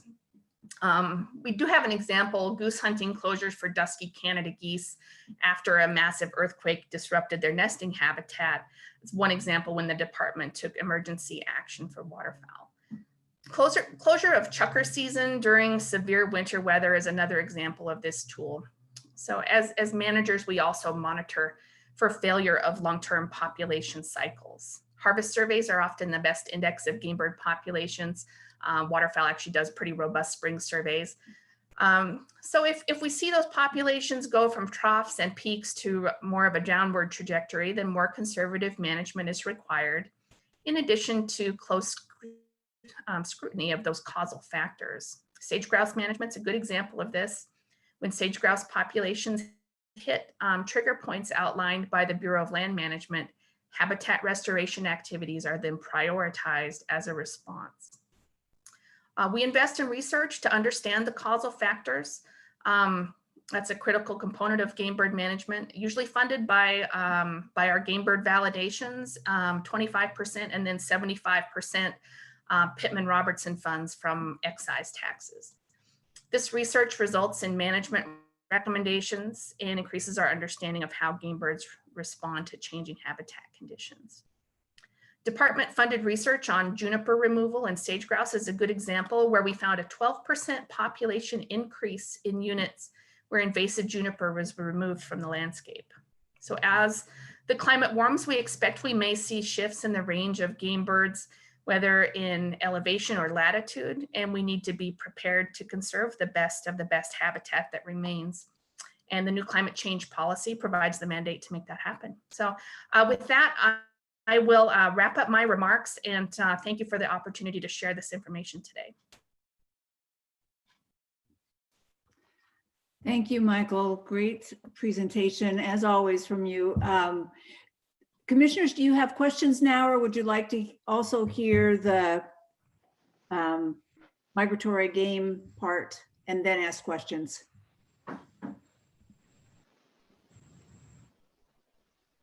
I'm not seeing hands up yet. I do have a couple questions, Michael. Your arguments about hunting the sage grouse are very persuasive, and I was set to suggest that we not hunt them because it would keep the focus on recovery, and the population numbers still are trending in a direction we wouldn't want to see. But especially the issue about losing the research with OSU. How long does that research go? Chair Wall, that research is slated to go for at least 3 years. before we can start to see some results from the data. So they are banding sage grouse in the Warner unit and the Trout Creeks, which is just recently reopened to hunting. So last year of those banded birds, we only had 2 recoveries. And so it's just really not enough data to make any assumptions from at this point. Okay. So we need at least a couple more years on that project, and then we'll have some good Oregon specific data on hunting impacts. And if we adopt the framework today, well, let me back up. Because of the COVID and that we had to adopt these rules by temporary rule, through temporary rule or emergency rule, the sage grouse season is already printed. Is that accurate? Chair Wall, the sage grouse season is not part of that package. Typically, we would present that as a temporary rule, and that would be our intention. So once we get direction from the commission today, then we would issue the temporary rule. So it's a separate decision from the framework and the game bird regulations. Okay. Then let me ask a contingency question, one more follow-up. If others felt the same way I do, and I don't know, I don't have a clue yet if they do, but wanted to stop hunting these birds so that we were really focused on recovery and recognize that we're trying to avert a federal listing and that sort of thing, could we say today that we will allow the hunt through the time of the OSU study and then pause it for the last 2 years of the framework?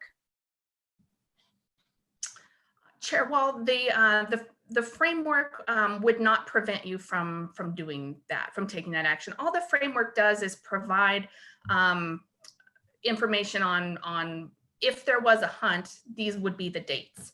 But the tag numbers are set every year. So all you would need to do is set the tag numbers at 0, and then it wouldn't affect the framework. Thank you. Then I think what we'll do is see if others have questions, and we may come back to this issue and get a sense of the group if they would like to go ahead now, but recognize that once the study is over, we would want to consider again whether to drop this hunt. So let's see if there are other questions. Any other commissioners have questions? Commissioner Labhart. Yeah, thank you, Madam Chair. So, Michael, thank you for the presentation. Very good. The 2015 sage grouse action plan, which was adopted by the commission and approved by the governor, are all the recommendations that you've proposed, are they consistent with the sage grouse action plan? Commissioner Labhart, Chair Wall, yes. To my knowledge, we're well within the action plan as far as any of our sage grouse recommendations go. Okay, so I'm not going to go into detail unless we want to discuss it later, but on page 190 and 191, it goes into the details about harvest of sage grouse and consistent with the action plan. And the 2.3% is considerably less than the 5% conservative that is the lowest of any of the states around us, as I understand. So I just wanted to make sure that we were consistent with our action plan that we've approved in the past. Thank you. Thank you, Commissioner Labhart. Other commissioners? Chair, I have a couple of questions. Go ahead, Commissioner Willis. Well, before I get to those, Michael, I just want to express my appreciation for the simplicity and clarity of your graphs. They're very easy to read and follow. So I think graphics matter, for us and for all of our viewers. So thank you for that. And also my compliments to the artists of the sage grouse. That's a beautiful illustration. It's a great stamp that we have this year. So congratulations on that. So, you've mentioned that wildfire and land use are the predominant population, impacts for sage grouse in Oregon. And just getting to your graph of the minimum spring population estimates and those peaks and troughs that you showed, and just kind of jogging your memory, and I'd probably jog Director Melcher's historic memory on this. It appears that 1988 was the peak, and then a deep trough in about 1996, then a big jump in around 2004, and then a decrease again, 2000, well, where we are now, beginning with 2008. So do you recall, or Director, do you recall if there were catastrophic fires 1998 and 2008 with those steep drops? Just was curious if you can match your memory with the year and the event at that time. Chair Wall and Commissioner Woolley, no, I don't recall, and I suspect it was more weather / climate related than actual individual wild or rangeland fires in those years. Interesting though, that just as you know, just to step back, these trends are pretty similar across the West. So you can look at the sage grouse population trends in all of the Great Basin, not just in Oregon, and they trend pretty similarly, which really indicates, I think to me and many, that while there's things that go on that can have localized impacts like wildfires, the broader the broader impact is climate and weather. So we've done, and then I can't let it go without putting a plug in for the local rangeland fire protection associations, which in Oregon have been doing an exceptional job of protecting sage grouse habitat in the Great Basin. When you look at, of course, this isn't the topic today, but I'm going to mention it anyway since you opened the door for me. When you look at the number of acres burned by state over the last 7 years in key sage grouse habitat, the graph is essentially increasing in every state except for Oregon, where it's been decreasing. And a big part of that is our local rangeland fire protection associations that are working so closely with the BLM.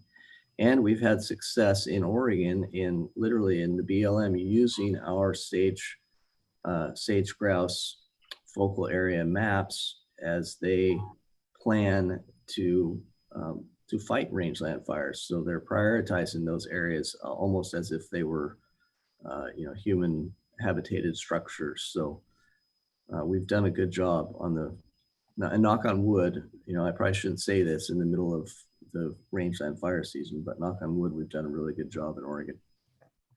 Well, hats off to those associations. And thank you if any of you happen to be on this call. So for Oregon, you mentioned that the two largest threats are invasive species and wildfire, and then kind of across the West, you also included energy developments as potential threats.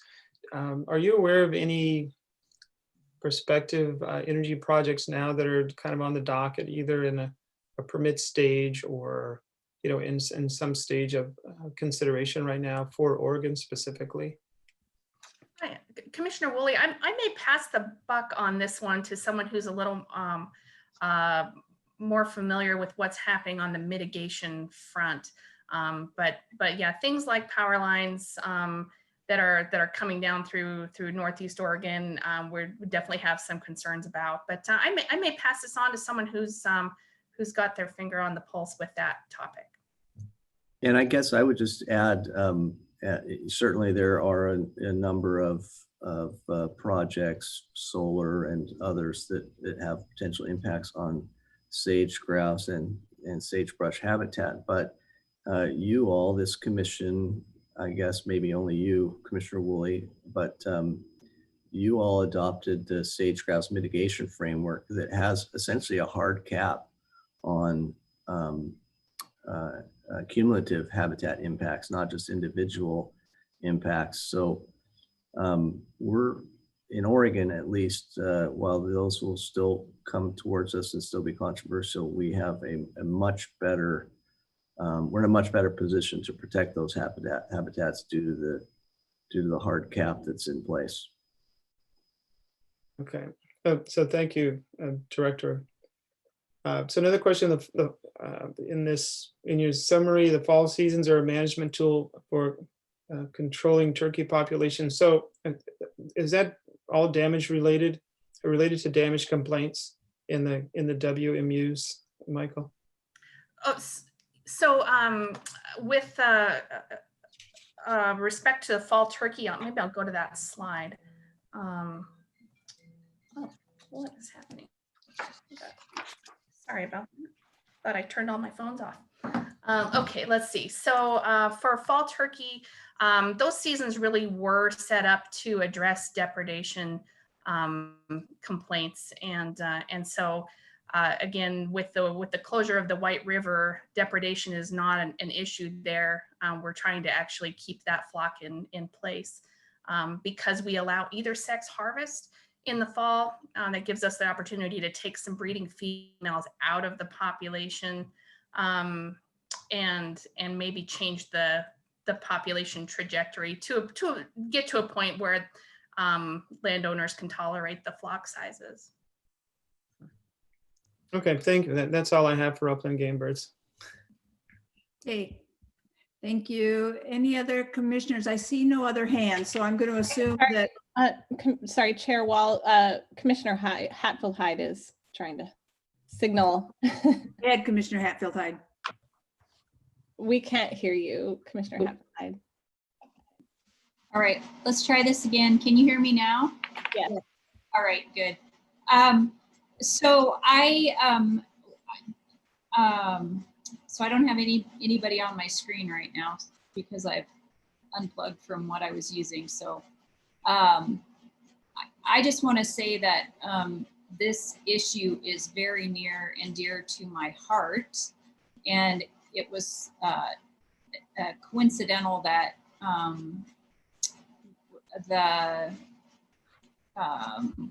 sorry, I'm trying to pull this up. There we go.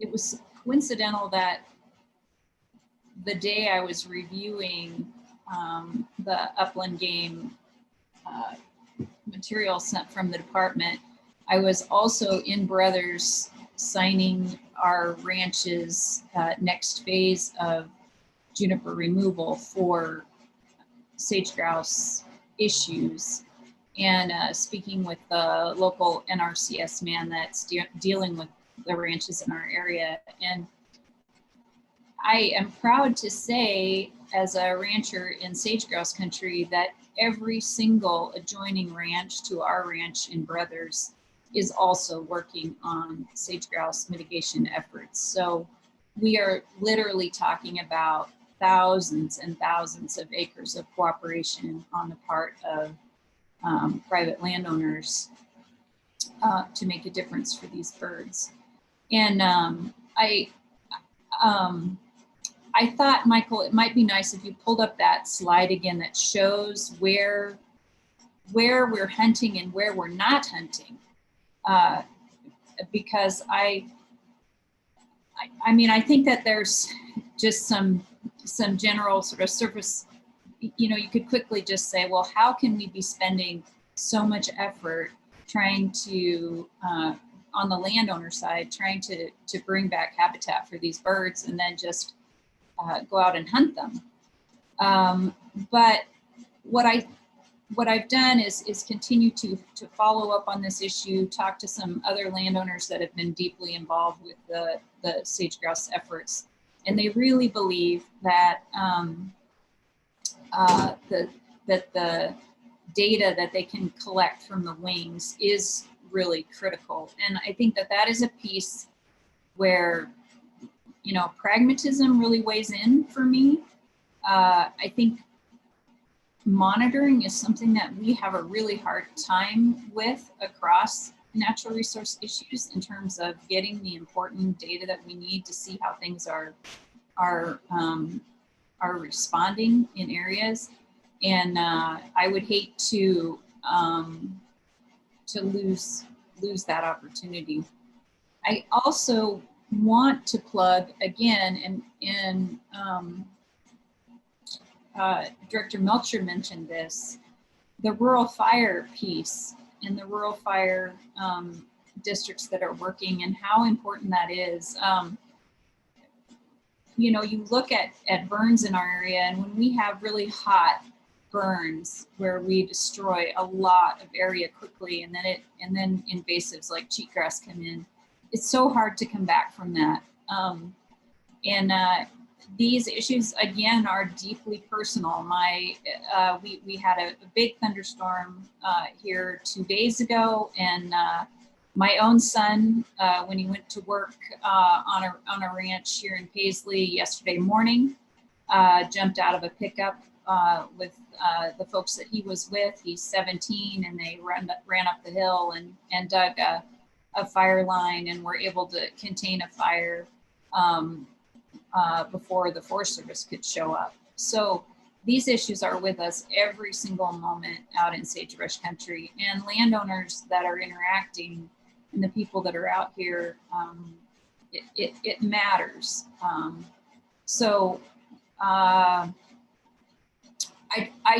I guess for me, I just would like us to continue to be really serious about these birds in how we look at taking care of them, and not get distracted by what is not impacting them, but stay focused on what is impacting them. And I think hunting plays a very small role in what's impacting them. And I think that we talk a lot about oil and gas development, but I know just in our area, and I think we'll see more of this, especially with COVID and the movement we're seeing of people out into the rural landscape.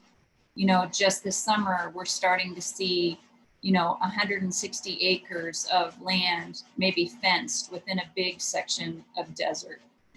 And for those of us working on sage-grouse habitat, we're doing all kinds of things like flagging fences with metal stays so that birds don't fly into them, and trying to keep large expanses of land open for habitat. So some of the things that I think we hear about in the West around sage-grouse and the impediments to them may be a little bit different in our little neck of the wood, and just human development on the rural landscape may play a role in the future. So I will support the effort to continue the hunting in the areas where sage-grouse are doing fine.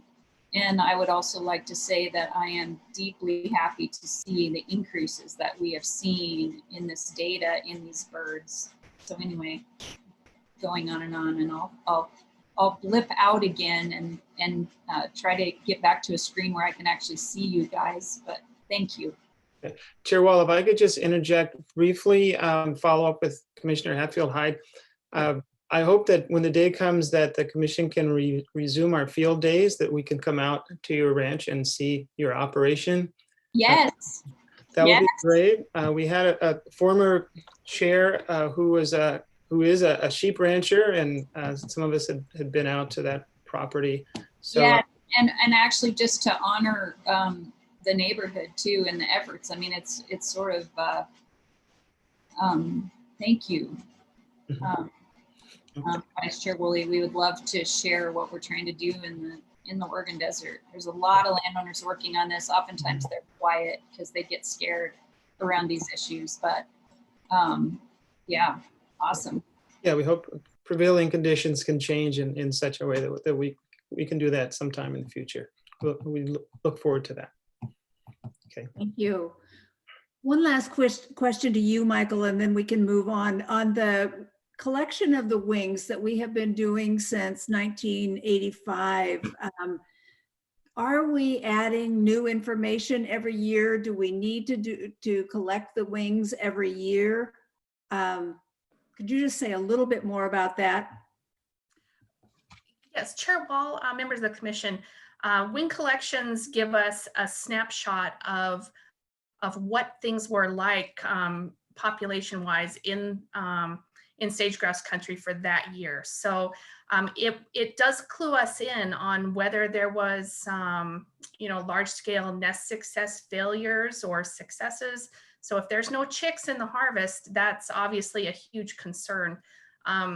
Or if we see a lot of females who have whose molt pattern shows that they were not successful on the nest, then that gives us direction to say, okay, we need to see what happened with nesting habitat this year, or try to figure out what those causal factors are. So it really does change year to year. We see those ratios shift in terms of age and sex in the population. So without that data, all we would have is the number of males in the population, adult males, that we count on the legs. Okay, thank you. That's helpful.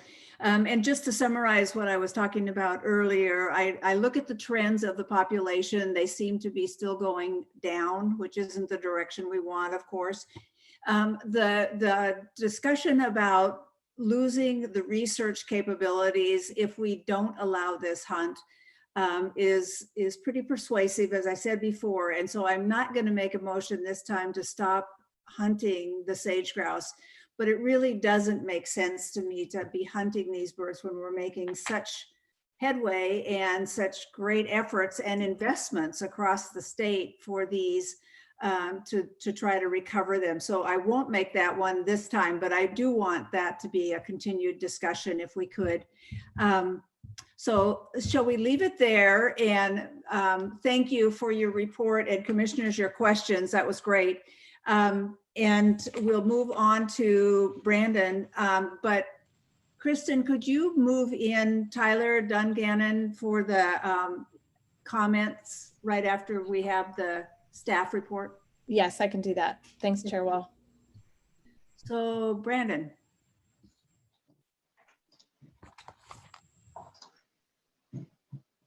All right, can everybody see the screen? Yes. All right, great. Well, good morning, Chair Wall. No. No? We see you. Yeah. Sharing my screen. Let's try this again. Oh, I did not click on the final button. There we go. There we Thank go. Great. Good morning, Chair Wall, members of the Commission, Director Melcher. For the record, my name is Brandon Reichus. I'm the Migratory Game Bird Coordinator here in the Wildlife Division. This morning, I'm going to present the department's proposals for the 2020-2021 migratory game bird hunting seasons and regulations. So just briefly, my presentation is going to touch on 5 points. First, I'll just detail the regulation setting process. It is a fair bit different than it would be for upland birds because of the federal oversight over migratory birds. Then I'll just briefly go through the seasons and bag limits, most of which rarely change year to year. We'll touch on wildlife area hunt programs, some new opportunities at national wildlife refuges, and then just some very minor changes to the department lands OARs. So when we come to the decision-making process for migratory game birds, again, as I mentioned, the U.S. Fish and Wildlife Service has oversight over migratory game bird management in the U.S. And annually, they establish frameworks for each flyway to use in their setting of migratory game bird seasons. The states, however, we work really closely with the U.S. Fish and Wildlife Service through the flyway system. Of course, here in Oregon, we're part of the Pacific Flyway, and so we annually get together with the service and help formulate the frameworks. When I use frameworks in this term, it's a bit different than what Michael just talked about. So here, these are annual frameworks that are ultimately established by the U.S. Fish and Wildlife Service that act as sideboards within which the states select their seasons. For many of the species, the migratory game bird species that we deal with, we use the concept of adaptive harvest management to develop those frameworks. And so we use population harvest models. They're continually updated with new information, and those models then determine the appropriate regulatory framework. AHM guides the general duck season here in the Pacific Flyway via what we call the Western Mallard model. So we're using the status of mallards in the Pacific Flyway to determine the overall duck season and the overall duck bag limit framework. However, we do have a few species that have their duck species that have their own separate harvest strategy. These are generally species where we couldn't take them at that same rate. The overall mallard one would be a little bit too high for them, and that's pintail, scaup, and canvasback. We then also use AHM to establish the mourning dove and the bandtail pigeon season frameworks. Last, when it does come to some of the federal oversight related to migratory game bird hunting, many of the actual hunting regulations themselves, such as method of take, the requirement to leave evidence of species or sex, which is a fully feathered head or a fully feathered wing, those are also federal rule. So I just want to take a little bit of time to kind of step you through the process. So we're here in August, and Director Melcher has already kind of queued up that normally we'd be doing this in April.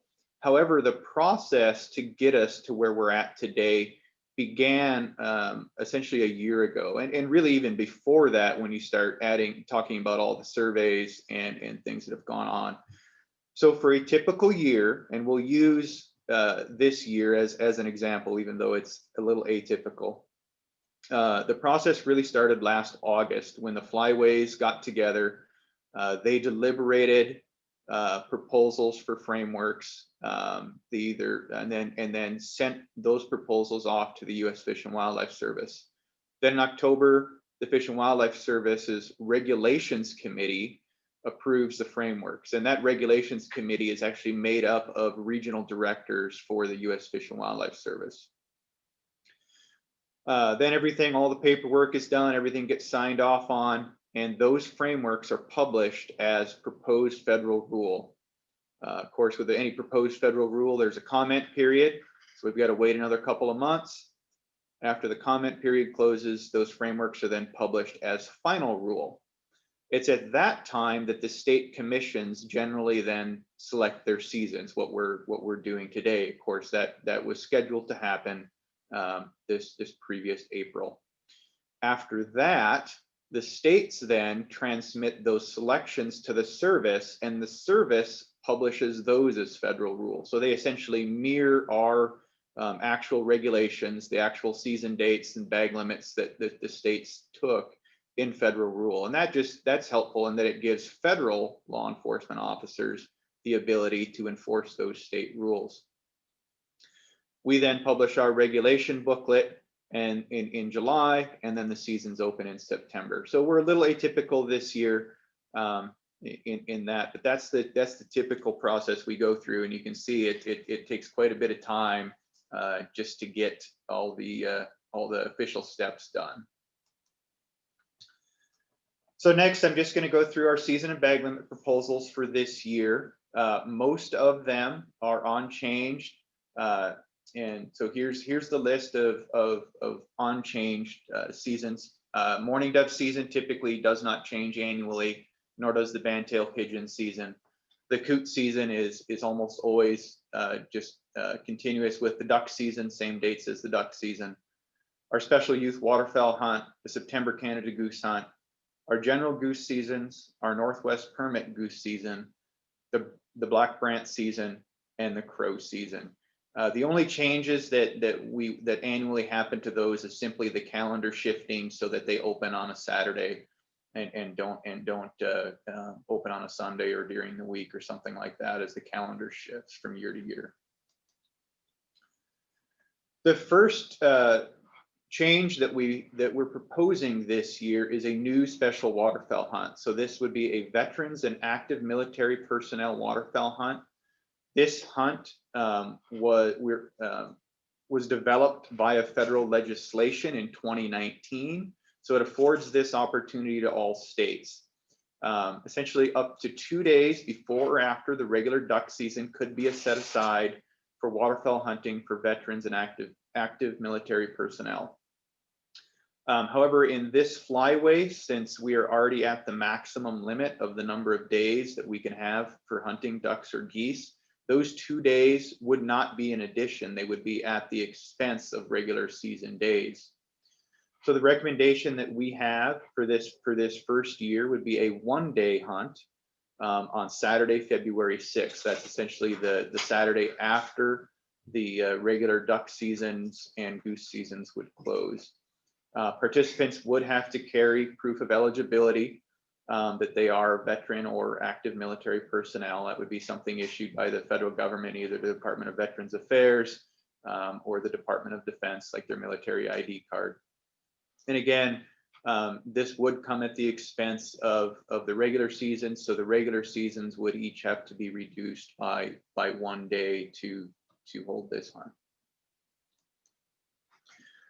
I wanted to throw in this map of our snipe and duck hunting zones, simply because the next proposal that I'm going to talk about is going to affect Zone 2. So the area in green, generally Eastern Oregon, except the counties that border the Columbia River. And so this is that in Zone 2 for the snipe season, the bag limit would remain status quo, no change. However, we're proposing to extend the snipe season during the 3-day closure in the duck season. That 3-day closure is 1 day for the veterans hunt and then 2 days for the special youth waterfowl hunt in September.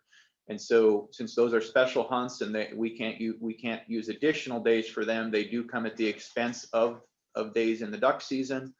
And therefore we have a 3-day duck season closure. Traditionally, the snipe season in that zone has just been concurrent with the duck season. So we actually forfeit 2 or now 3 days of the snipe season. This proposal is simply to extend that snipe season through that split, allow for hunters to go out there in the field during those 3 days if they so choose. During the split, which occurs in very late November or early December, there are few snipe in that zone. Most of them have migrated to warmer climates. So we expect little or no change in harvest or effort, but it certainly does simplify the regulations by removing that split for the snipe season. On to the duck season and bag limits for ducks. There's no change for the season length and the season timing for ducks, so those remain status quo. However, the AHM models for SCOP have kicked out a different preferred regulatory alternative, and that is the restrictive package. For about the last 8 or 9 years, we've been in the moderate package, which allowed a 3-bird bag.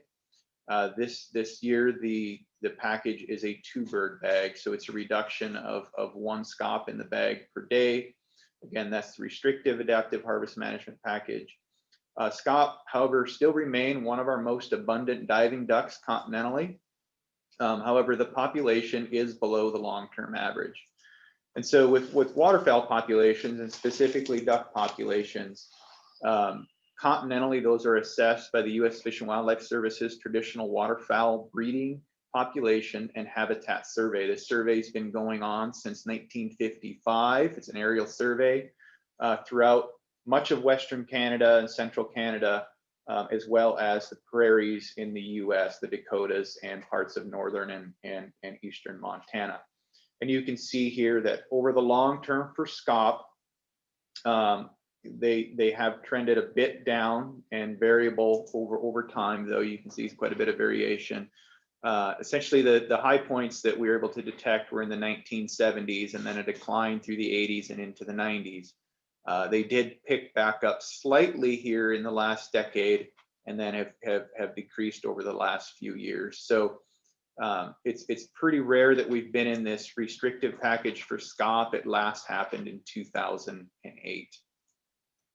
And the long-term average doesn't show up very well. I apologize for that, but it is right on about that 5 million birds line.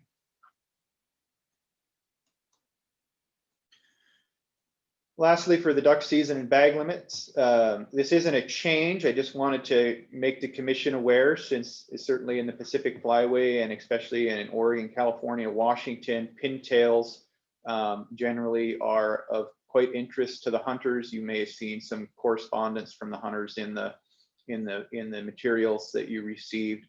The strategy, the adaptive harvest management strategy for this year continues the one bird pintail bag limit, so one bird for the entire season.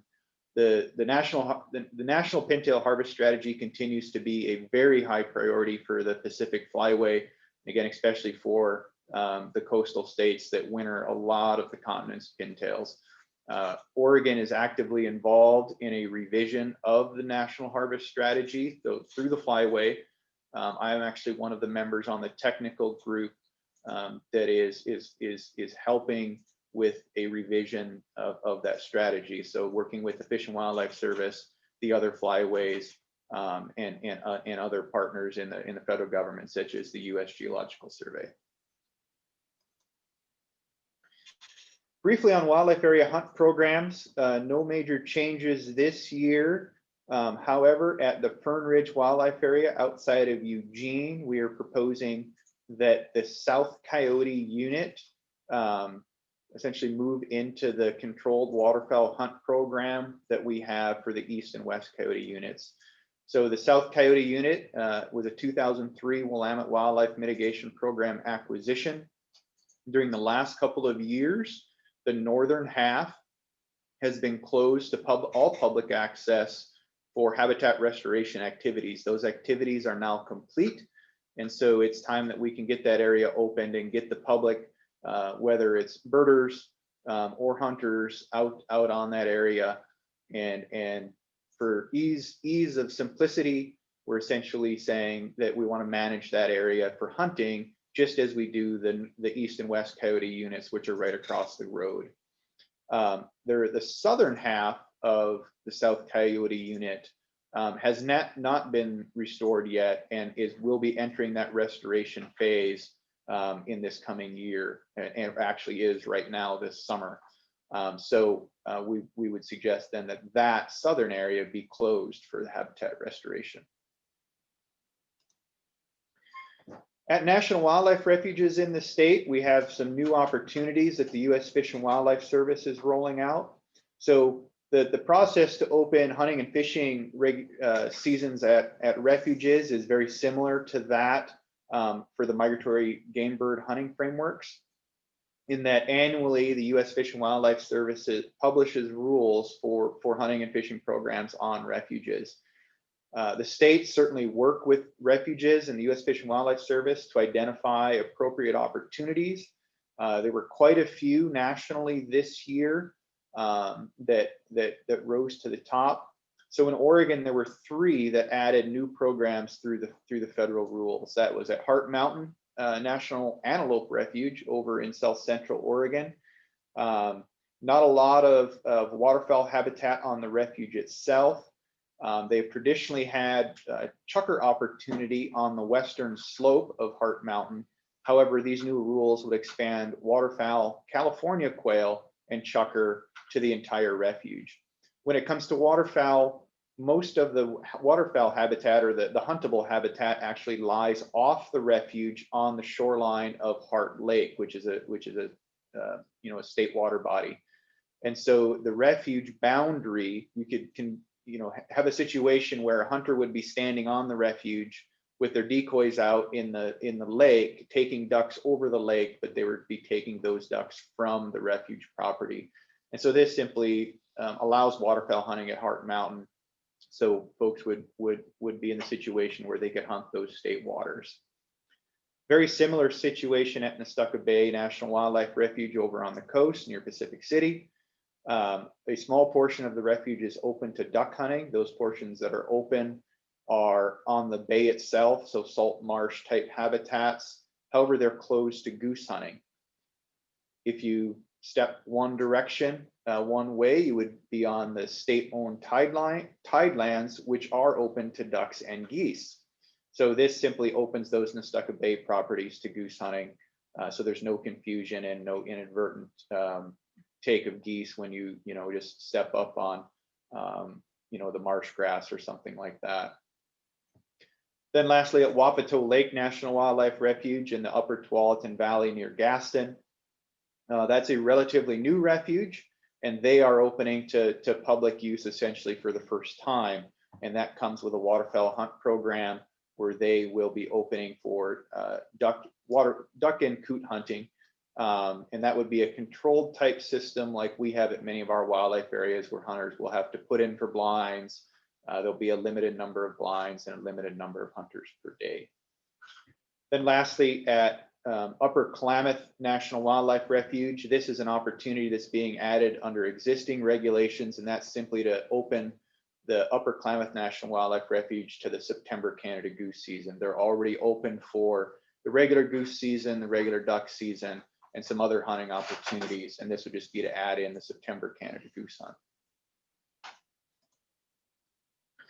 And then lastly, briefly, just some changes to the Division 8 Oregon Administrative Rules, which are the department lands. Just a few general housekeeping items, such as referencing the correct dates related to the game bird seasons, and then beginning the process to ensure that any access restrictions at our wildlife areas, which are in rule, that they allow for that veterans and active military personnel waterfowl hunt. As I mentioned earlier, that's scheduled to be February 6th. For the most part, waterfowl seasons and really all game bird seasons, except some special goose hunts, have usually closed by the end of January. And so some of our wildlife areas have rules which then restrict access to those areas at that time. And so this just begins the process to make sure that those areas are open for that one-day hunt for veterans and military personnel. And there's probably going to be a few more of those that need to be cleaned up that'll be taken care of here shortly in I believe September, when this division is open again. And so with that, that's all I have for migratory game birds. Take any questions the commission has. Brandon, I'm not seeing hands raised for questions. Chair, I do. Okay. Have a couple questions. Go ahead. Thank you.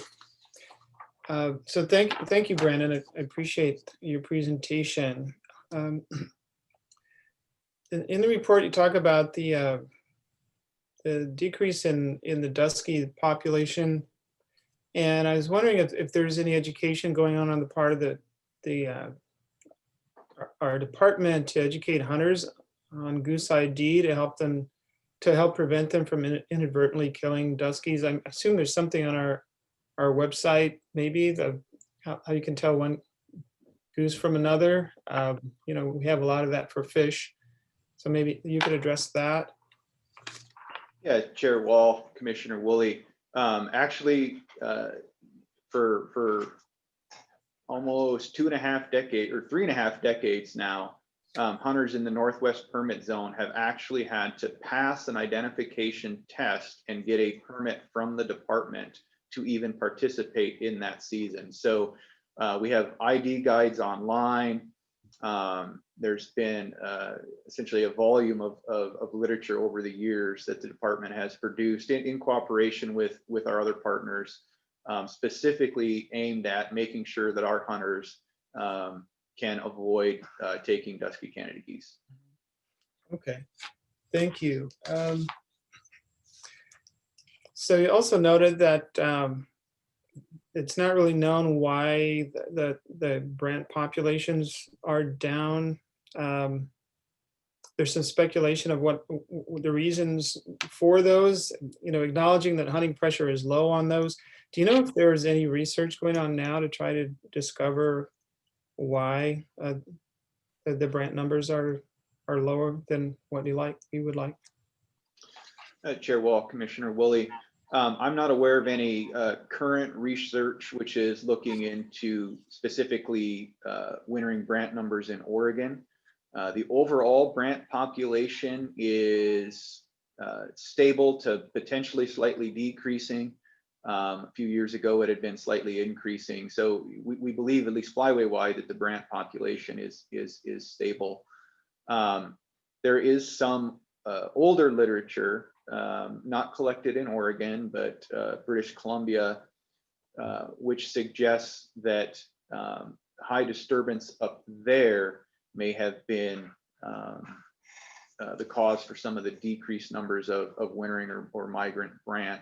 And then there's just the overall biological concern that anytime you have high disturbance on a species, that then they are not able to feed at the amount that they need. They go into the reproductive cycle in poorer condition, which leads to fewer goslings that end up being hatched. And so there's always been that concern with brant, and obviously they winter in a situation in many places anyway, where they come into frequent contact with recreational use of estuaries, be it anything you can imagine, and even some aquaculture and things like that. Right. Okay, thanks. And then a quick couple of curiosity questions. I see crows listed here, which I don't really think of crows as being hunted, but are they hunted for any other reason other than depredation concerns? I'm not aware that they're being consumed, but maybe you can just enlighten me on that. Yeah, so Chair Wall, Commissioner Woolley, crows they're kind of listed a little bit differently. If you look at our regulations, it says for game birds and crows, so they are not a game bird. However, hunting frameworks are established by them, essentially permanent frameworks, due to when Mexico became between the migratory bird treaty between Mexico and the U.S., which occurred in the, I believe, early 1970s. Most of the crow take is likely due to depredation. We don't have any hard and fast numbers on harvest or effort. There certainly is some sport take of crows. Some folks enjoy calling crows and kind of decoying them in like you would other types of waterfowl and such. Since they are not a game bird, they do not fall under the waste rules, and therefore any crows that a person would take would not have to be utilized. And I do believe it is rare if people actually, be a rare occurrence that people would actually eat them. Okay, so the term eating crow has nothing to do with actually consuming crows, right? Okay, and then just one last thing. I'm happy to see that Wapato Lake has opened up for public use. And in addition to hunting, are you aware of other opportunities of the ways that site has been developed, like for wildlife viewing or viewing blinds or anything like that? Chair Wall, Commissioner Woolley, I'm not. That's just not. I guess part of the. I guess what's the best way to say it? I deal specifically with the migratory game bird side of things, and so they bounce their hunting seasons off of us and their proposals for that. But I'm not aware specifically of their proposals for other public use. So, but we can certainly look into it and get you that information. Okay. Yeah, no, that's a question for the I&E staff. But I thought maybe if you had been out there already, you might have observed that. So anyway, that's all the questions I have. Thanks a lot, Brandon. Thank you. Commissioner Labhart, you had a question? Yep, two questions. So when I grew up, Brandon, I'm curious why we have a coot season, because when I shot a coot once, there's a reason that it's called a mud hen. I don't know if you've ever eaten one or not, but in all sarcasticness, boy, they taste terrible, but there's a season on them. So, but I had never shot one after that. So I don't know if you've ever shot one or not. Have you? Yeah, so Chair Wall, Commissioner Labhart, I have taken a handful of coots in my hunting career. They are a game bird. In some areas of the country, they are probably more of a utilized game bird, even though they have a relatively long season with a generous bag limit in Oregon. Our harvest estimates and hunter effort on crows is very, very low. But they certainly do provide an opportunity. I know a lot of people have at least a poor opinion of their edibility on the table. But you know, along with anything, they can certainly be made to taste good. But I will admit to not giving them much of a try. And I actually pride myself on trying a lot of different things and a lot of different preparations, but I have yet to chase after coots very heavily. Yeah, it takes a lot of butter, a lot of salt, and a lot of sauce, I take it. Okay, enough with the sarcastic comment. A serious one now. I don't know if we're going to have any public comment on this or not, but when I was reading through the letters, there was one that I talked about. It said, in our flyway, both California and Washington allow powered motion decoys. Motion decoys typically allow for close range shooting, and then they go into some rationale of why we should consider that in Oregon. Could you elaborate on that for me? Because I'm not too familiar with that subject. And it's allowed in Oregon, in California and Washington, but not in Oregon. Why is that? Sure. Yeah, Chair Wall, Commissioner Labhart. Actually, in Washington has the same regulations we do. So motorized or electronically powered decoys for waterfowl hunting are prohibited in Washington, as they are in Oregon.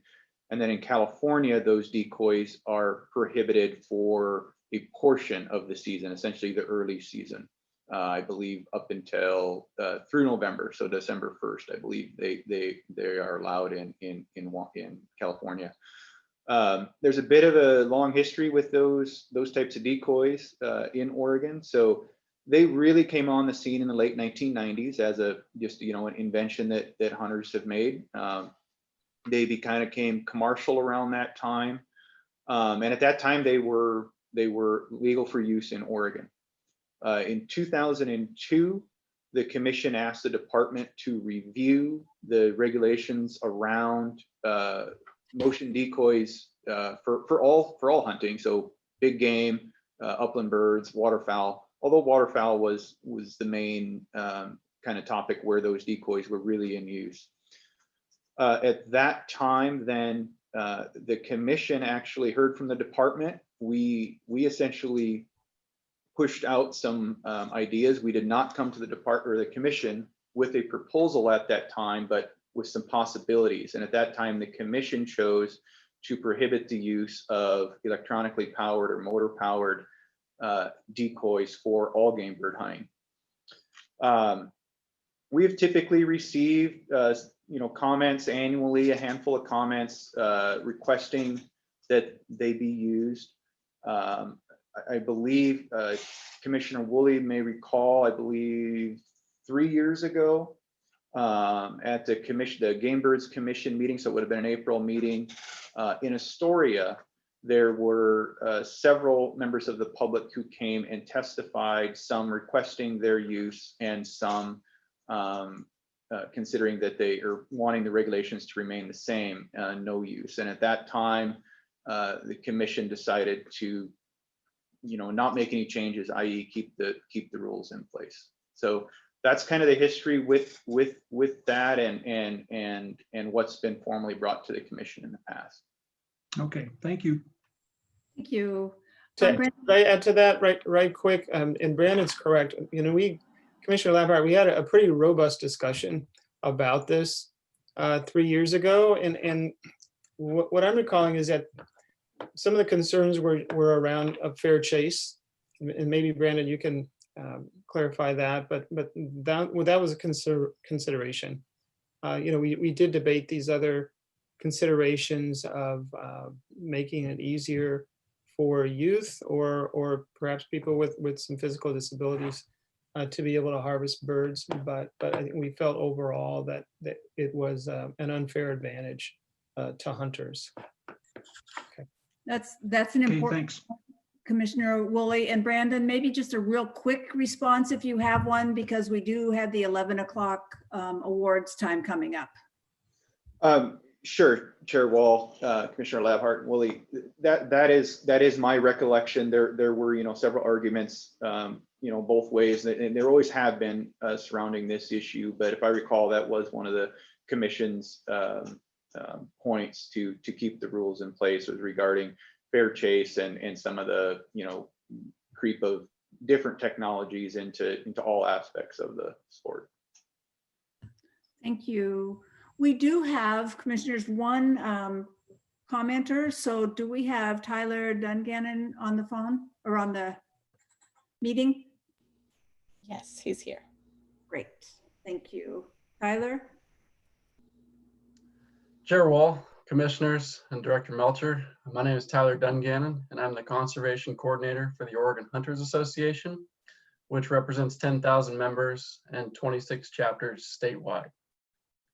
OHA supports continued harvest of greater sage-grouse due to the biological data that it yields and the recreational opportunity that it provides for the few hunters that successfully draw permits. As Michael Klein stated so elegantly earlier, there are many factors driving sage-grouse population decline, including predation, habitat loss, degradation, fragmentation, but hunter harvest does not limit sage-grouse populations in Oregon. Hunters are at the front lines of conservation for the species, and it's imperative that sage-grouse maintain their game bird status in order to receive support from hunting organizations like OHA, which substantially contribute to sage-grouse conservation. OHA supports sage-grouse research. Recently, OHA supplied $12,000 for a sage-grouse research project that was mentioned by Michael in the Trout Creek Mountains. That money bought 3 GPS collars, which are used to collect vital rate data in the small portion of the species range in Oregon.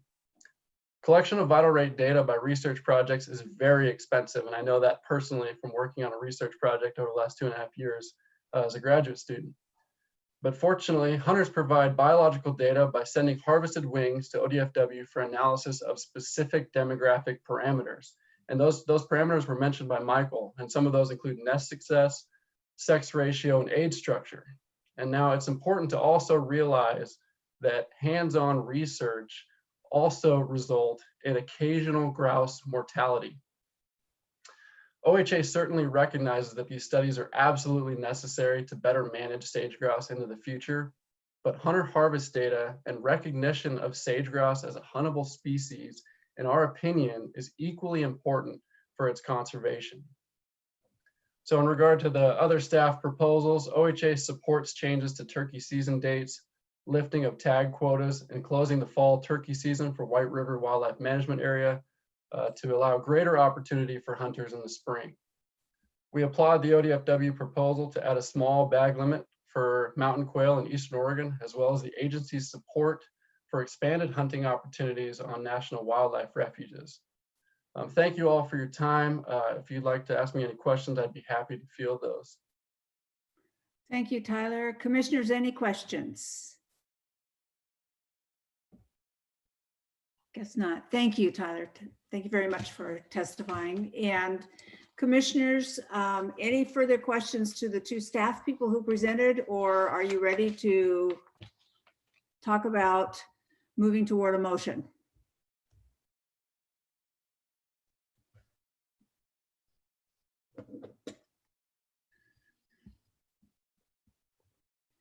Anybody ready to make a motion?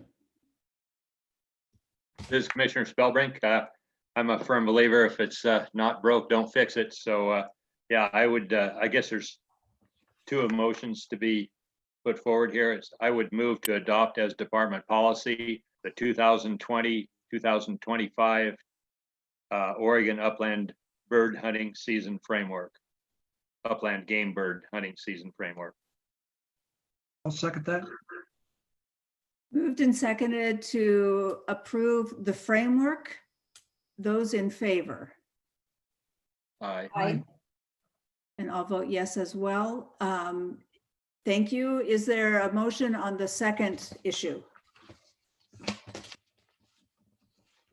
Commissioner Spellbrink, do you want to just continue with the second motion?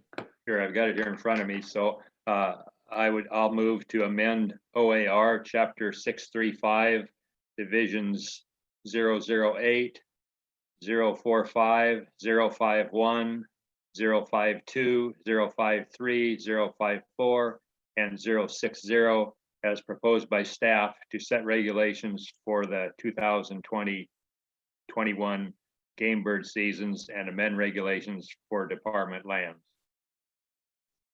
Second. There's a motion and second to approve the second issue as read by Commissioner Spellbrink. Those in favor? Aye. Aye. And I'm voting for this one. And I mentioned my reservations earlier, but those are for the next time this one comes up. So I think that concludes our work on item B for the agenda. And thank you all, and especially to our presenters. Those were good reports. Thank you. Good discussion. Then we're ready to move to the Pride Awards. Director Melcher, is there time for a real quick break before we start these? Chair Wall, we can certainly do that. If you all would like to take a 10-minute break before we queue up the Pride Awards, we can do that. Absolutely. Let's do that. Then 11:10 we'll start, and we'll go to the awards, which is a great event every year. Thank you.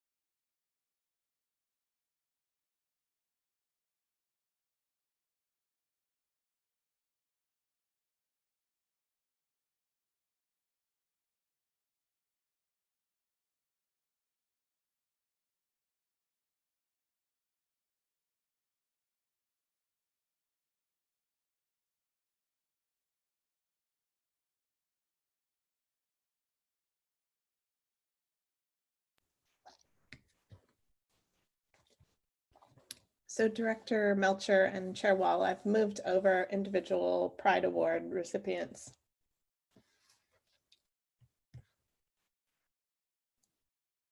Very good. Thank you, Kristen.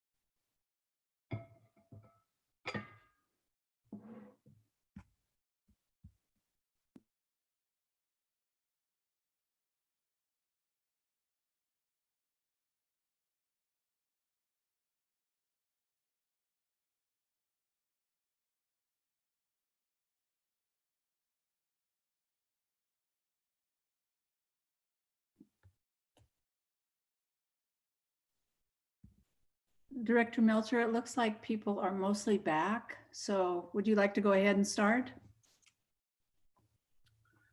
I'm happy to do that. And thanks to all of our prideful participants here for waiting with us through the break. I did want to say a few words before I offer the individual and team Pride Awards. And of course, typically, and we've been doing these Pride Awards for at least 2 decades, at least 20 years that I can remember. And these Pride Awards are, of course, these individuals are nominated by their peers for exemplary performance in any one of many ways. Typically, we would do these awards in person at a commission meeting, at the August commission meeting, and we would do these awards in conjunction with our annual barbecue. Unfortunately, we aren't able to do this in person, nor are we able to hold the annual barbecue. So we're settling for the virtual award ceremony. The first and hopefully only time we have to do it this way, but nonetheless, we'll be flexible. And so I want to go through the awards. Of course, I have a lengthy prepared script about each of these individuals, but I generally throw those out the window and kind of go kind of wing it. And then of course, after this, just so we don't lose anybody, after the Pride Award ceremony, then we will reconvene at 1 p.m.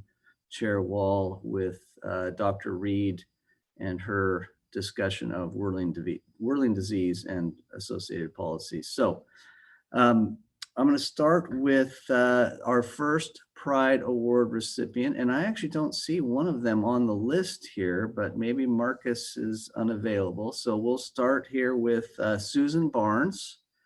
And Susan, I see Susan is on. She's sitting in that, I know that office well. It's in the upstairs of the Clackamas office administrative building. Susan has been with the department for 22 years. She is one of our wildlife diversity biologists. In the old days, it was called a non-game biologist. Susan is, and I have a special story about some of Susan's influences over the years. I see her raising her eyebrows right now, but Susan is truly an ambassador for the agency. She, of course, works in the Portland metropolitan area and engages with a large number of our metropolitan area constituents. She's, she is truly an expert on things like turtles, and that is one of my side stories, and that is that her influence on individuals extends, beyond the Portland metro area. It's certainly statewide. And I, even as a lobbyist over in the state capitol, will have other lobbyists who will go unnamed that will come up to me and compliment me on the work of Susan Barnes as she helps their high school aged children on a variety of projects. So Susan, I got to look at my notes here a little bit. She is, I mentioned that she's not just focused in the metro area, and she's really worked across the state, helping mentor new employees and new biologists. I wish, Susan, we could have you here in person, and but I know where to find you, so I can look you up there at some point. Hopefully all the award winners have received their awards already. I know they were in shipment, but maybe they have not arrived yet. So Susan, thank you. And I wanted to offer you the opportunity to say anything that you might want to say, since we can't shake your hand and get our pictures taken with you. Can you hear me? Loud and clear. Okay, all right, great. Well, thanks for this award.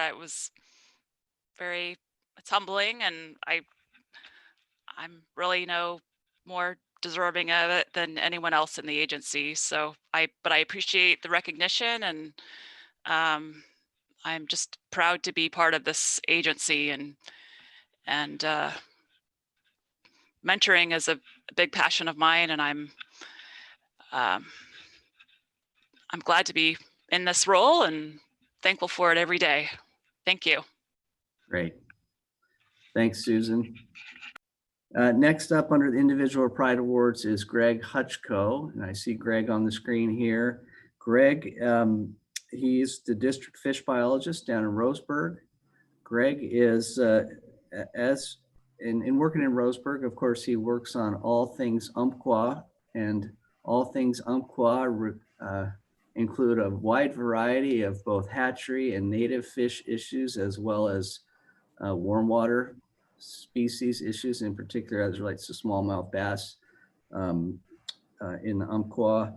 And of course, in the headwaters is Diamond Lake, one of Oregon's crown jewel trout fishing lakes, multiple times invaded by illegally introduced tui chub, and multiple times that lake has been treated by the department, chemically treated, to remove those chubs and reestablish trout populations.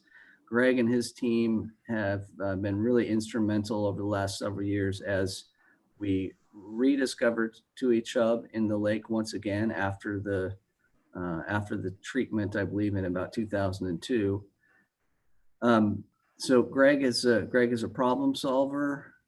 He's a great employee and co-worker, and for that, Greg, we wanted to offer you or award you one of the Individual Pride Awards, and wishing we could be here in person shaking your hand.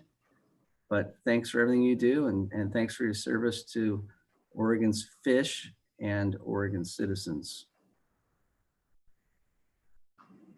Anything you want to say, Greg? No, I don't have any kind of speech prepared, but I just want to offer a very big thank you to you, Director Melcher, and to the commissioners as well. It's a privilege to work in the Umpqua and for the agency, and I look forward to many more years to come. Thank you. Very good. Thanks, Greg. Next up is someone who, of course, is not at all unfamiliar to the commission, and that is Nick Myatt. And I see Nick streaming to us live from somewhere in Baker or Union County. I'm not sure which, but Nick is one of the, let's just say Nick is one of the people that kind of sometimes swims upstream more than others. And Nick actually started his career with ODFW working in headquarters, and he managed to swim out of headquarters over into the Northeast region, where he served as a biologist, a district biologist, and then as well, most recently or currently, as the Grand Ronde watershed manager. Nick is always organized and prepared. There's no individual that comes into a discussion more prepared than Nick Myatt. And Nick is innovative. And I think, commissioners, you all have seen some of the work that Nick has done in the hunting regulation process over the last several years, invoking even pre-COVID-19, invoking new technological approaches to gathering public input through electronic public forums and other media. And Nick is, Nick is unflappable. His ability to go into a difficult discussion and remain focused and remain calm is unequaled. And so for that reason, Nick, and because you stepped up in the leadership role as it relates to the hunting regulation process, we offer Nick an Individual Pride Award. Thanks, Nick.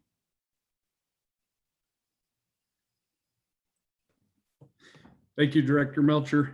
Appreciate that. Very, very humbling, and I'm very grateful to be able to take on the challenge that been taken on the last couple of years with the hunting regulations, and look forward to next month meeting with the commission on that. So thank you.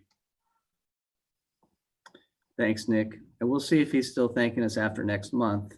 But nonetheless, thanks, Nick. Thanks for your work. Next up, also hailing from the Northeast region in the Baker District, is Brian Ratliff. I see Brian on the screen here. Brian is the district wildlife biologist in Baker City. Brian is known for his customer service. We literally have multiple unsolicited correspondences from members of the public about the service that Brian is providing in that community. Brian has, of course, been in Baker County.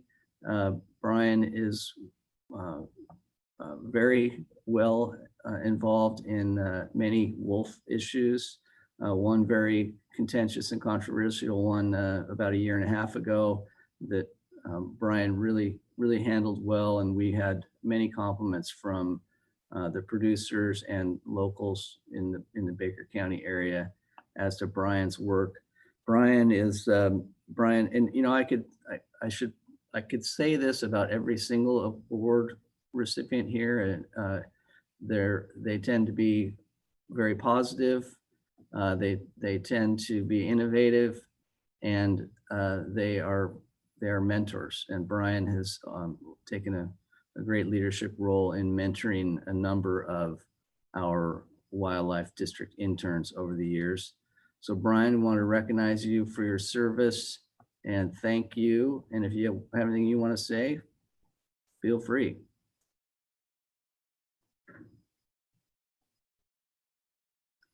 And you're still on mute. Oh, maybe he doesn't have anything to say. Maybe that's why he's on mute. So Brian, your mute unmute button is in the bottom left-hand corner of your screen. There you go. There we go. I got it. Thank you so much, Director Melcher. I appreciate the appreciation. I want to take this opportunity to say that, it's, in my mind, it's not one individual that drives the agency. It's support from all the employees that makes a single person or a single group shine. And I just want to take that opportunity to say thank you to all the employees that make my job easier. Thanks, Brian.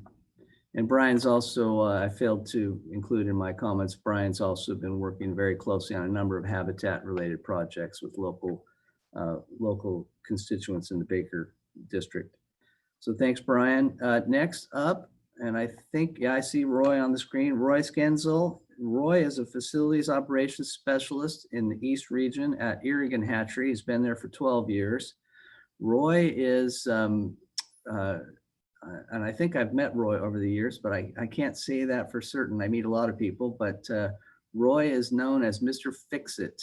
I'm told that if there is a problem on the facility, and it could be a problem with equipment that is outdated, been repaired with duct tape, baling wire, and all other assortments over the years, Roy is the person that can find the solution.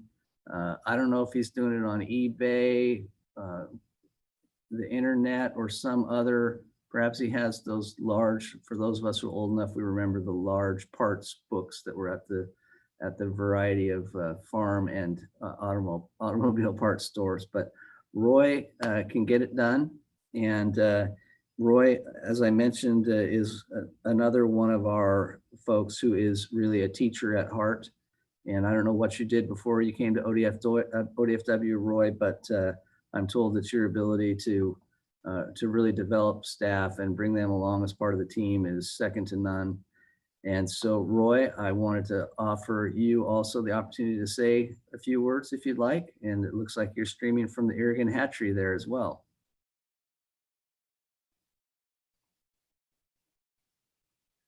And Roy, you are on mute. So Roy, yeah, there you go. You got it. I think we're there now. Well, thanks, Kurt. Thanks for the nice words. I really appreciate that. But yeah, I just wish the rest of the crew could be here too, because I mean, that's an important part of what I do. I mean, it's just really good having good people to work with, and I really appreciate that. And, you know, we've got good managers here and everywhere, all the hatcheries I've worked. And I just appreciate, you know, the fact that I can actually get out and do that kind of thing to help out, because that's what I like to do. So thank you very much. Great. Thanks, Roy. Sorry we can't share a hamburger with you today, but we'll look for that in the future. All right. Next up is Chris Tortorelli, and I see Chris on the screen. Chris is here in headquarters. He works in licensing. I get to see Chris all the time. I pass him in the hallway. We chat about any number of department-related issues.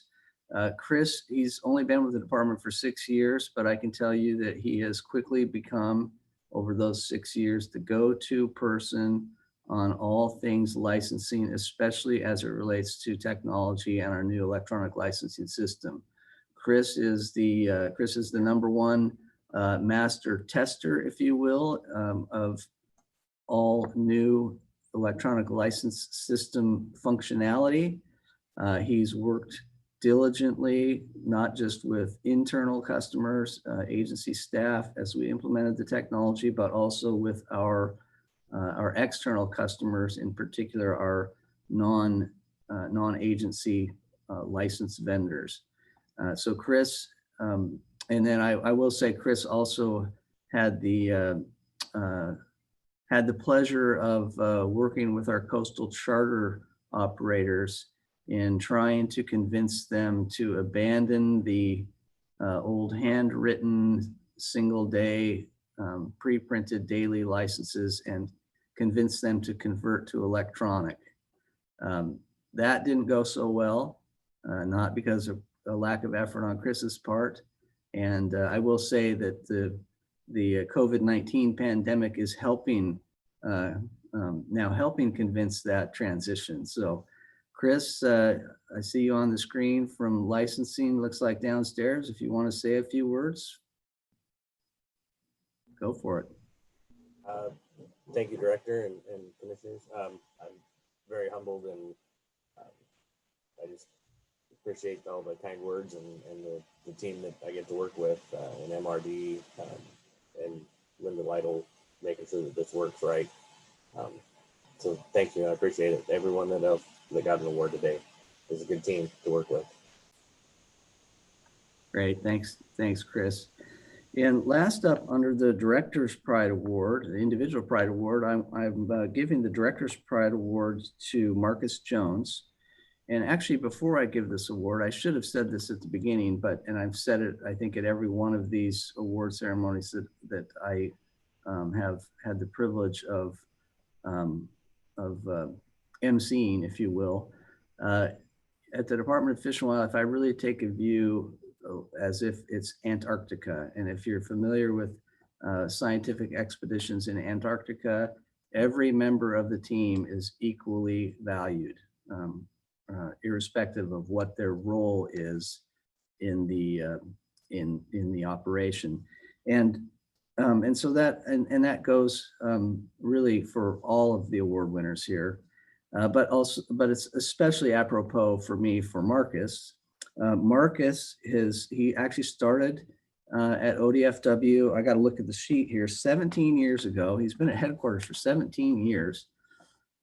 That's a long time, Marcus. And Marcus is what I consider, and if you're a fan of baseball, you know what the utility player is. The utility player is someone that you can plug them in the outfield and in the infield. They can pitch if necessary. Marcus is our utility person in that whether it's shipping and receiving duties or whether it's installing new cubicle walls or reconfiguring offices or changing the light bulbs or big ticket items like fixing the air conditioning in the director's office, Marcus is the man. And so for that, Marcus, I'm very honored to give you the Director's Pride Award and offer you the opportunity to say anything if you like. Well, thank you, Director and Commissioners, for having me here this morning. I've just been working real hard to keep everything afloat, you know, and just to get better at those responsibilities and just make it easier for everybody to do their job here at headquarters and for our agency as a whole, whichever way I can do that. So I thank you for the recognition and appreciate the kind words. Very good. Thanks, Marcus. And I'll talk to you about that air conditioning later. Okay, sounds good. No, it's working great. It's working fine. So unless I've missed someone, that concludes the individual Pride Awards. I think, Kristen, you are going to move the teams over next. Is that correct? I will, yeah. Give me just a moment to sort of switch folks out. And before you do that, if you could, and I'll ordinarily I would be giving these awards with the chair, and I've neglected and ignored the chair here for the last 15 minutes. So I want to offer the chair any opportunity that she wants, anything she wants to say to these individual award winners.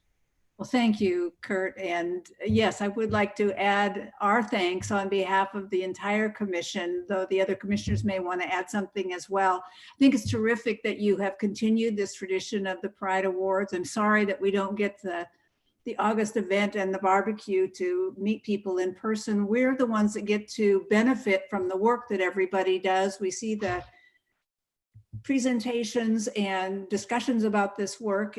Those are very professional. It's remarkable the work that gets done in that department.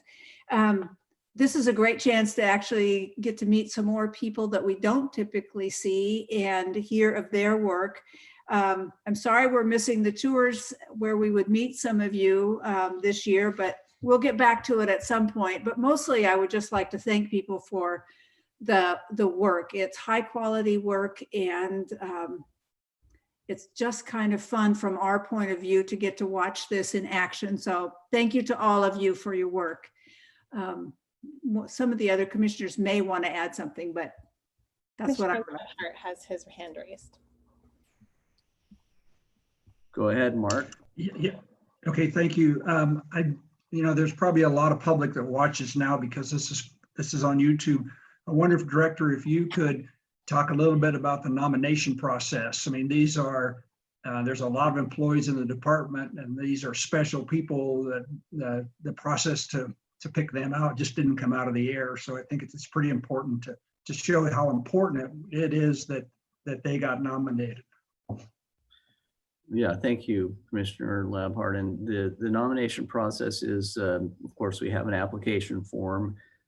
These folks were nominated by their co-workers along with a long list of others.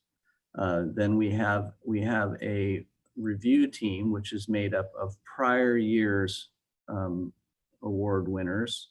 And that review team cuts the list down to the final recommendation to the director.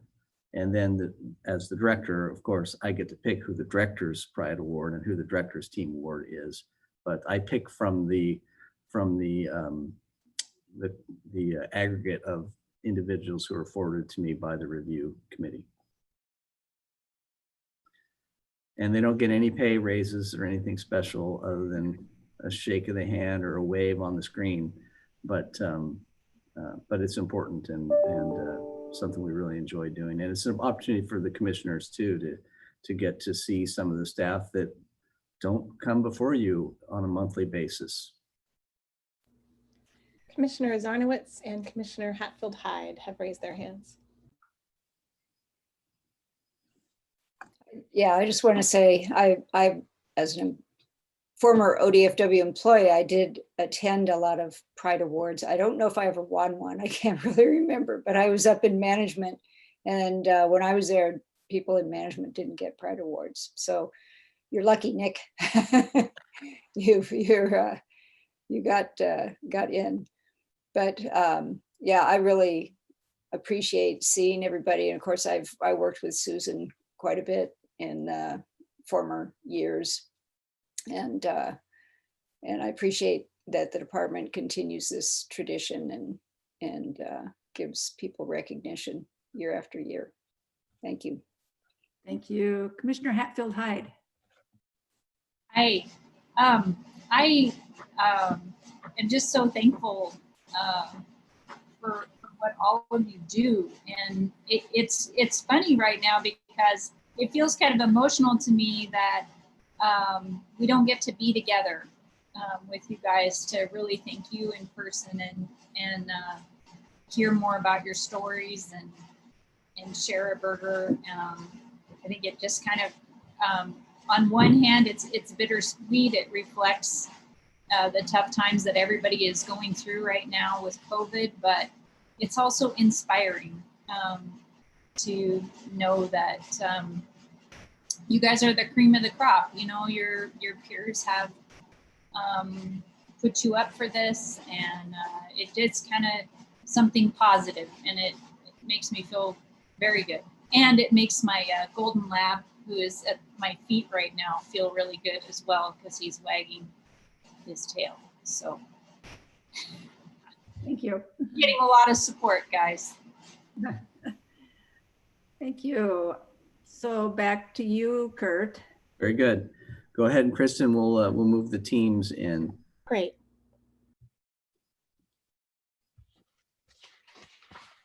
Thanks, everybody. Thank you.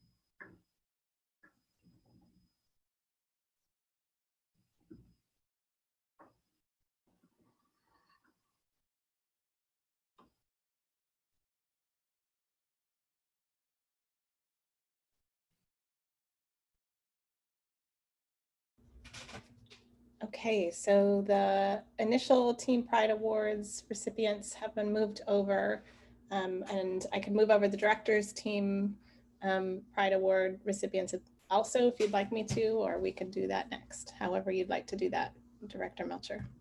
Okay, we can do that next. We'll do these. We'll do this one first. Sounds good. Thanks, Kristen. You're welcome. For those of you who've just been moved over, at the bottom left-hand side of your screen, there's a mute button and a start video button. So you can go ahead and unmute yourself or start your video when it's appropriate. Very good, thanks. So the first Team Pride Award goes to our payroll team here in headquarters. Again, the classic example of folks who are working behind the scenes, but impacting literally every one of the 1,300 plus employees at ODFW in terms of making sure they get their checks or their direct deposit. So the payroll team, again, keeping with the theme of everyone's role in Antarctica is equal. The payroll team is clearly one of those. And of course, I get to interact with them very frequently because they are in headquarters and because for the most part, they've been working in the office through the pandemic. So I get to see them all the time. They have a positive can-do attitude.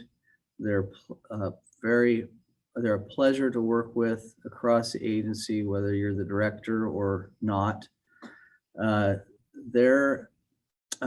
We have, of course, launched over the last year an entirely new human resources system along with the rest of state government, and it's called Workday. And their work in helping implement the Workday system, as well as the complexities as it interrelates with our payroll system, has just been exceptional. So I haven't told you who the team is yet, so I guess I better tell you their names. So Sandra Fixon, who's been with the department over 20 years. And actually, I used to work with Sandra when she was in the fish division.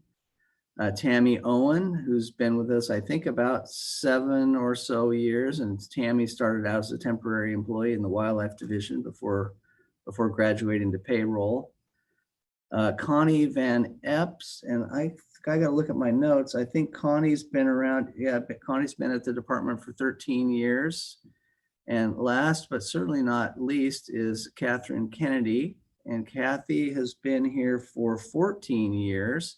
As a side note, Kathy used to be, or I shouldn't say used to be, when Kathy came on the scene, the average turnaround time for our expense claims went from something like 6 weeks to 2 weeks, or maybe it was even less than that. So those achievements certainly do not go unnoticed. And so I want to offer the opportunity for this team to say a few words if they'd like. And again, commissioners, these aren't folks that you, maybe you will see them every time you're here if they happen to be walking by the commission meeting, but otherwise you won't see them in a commission meeting. Sandra? Yes, the ladies have asked me to speak on their behalf. I will say that they take pride and ownership in their level of customer service, and they enjoy working with our employees here at the agency. And they are humbled and proud to be able to receive the award today. So thank you. Very good. So I know Tammy and Connie and Kathy are capable of talking. I hear them talk all the time, but they don't want to speak publicly here. So I can appreciate that. You know, our YouTube channel probably has 10,000 viewers right now. So I'd like to just say thank you, Kurt. It's an honor to work for ODFW. Very good. Thanks, Tammy. So with that, payroll team, thanks a lot. Have a good weekend. Thank you, Kurt. Thank you.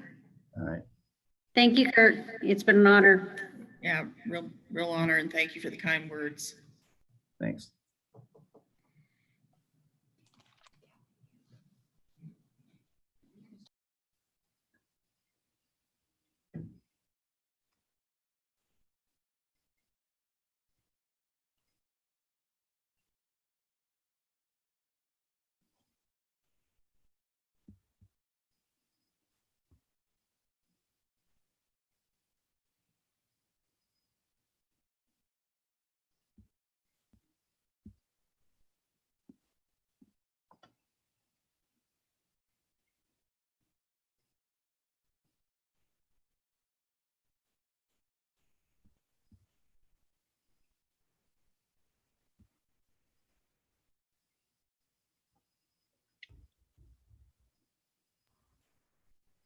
Okay, so you now can see the Director's Team Pride Award recipients.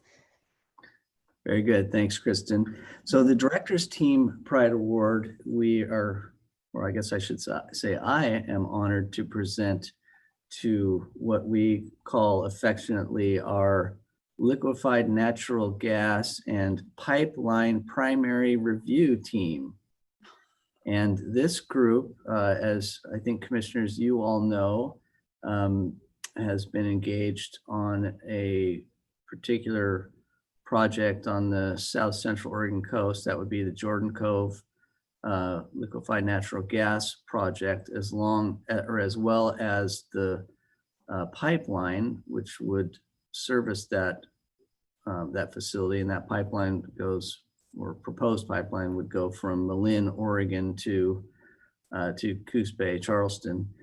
This group, and I'll go through, this group is not just an agency group. I see we have Jesse also on the line. So this group is comprised of a mix of staff from both headquarters as well as regional office, as well as a Marine program employee.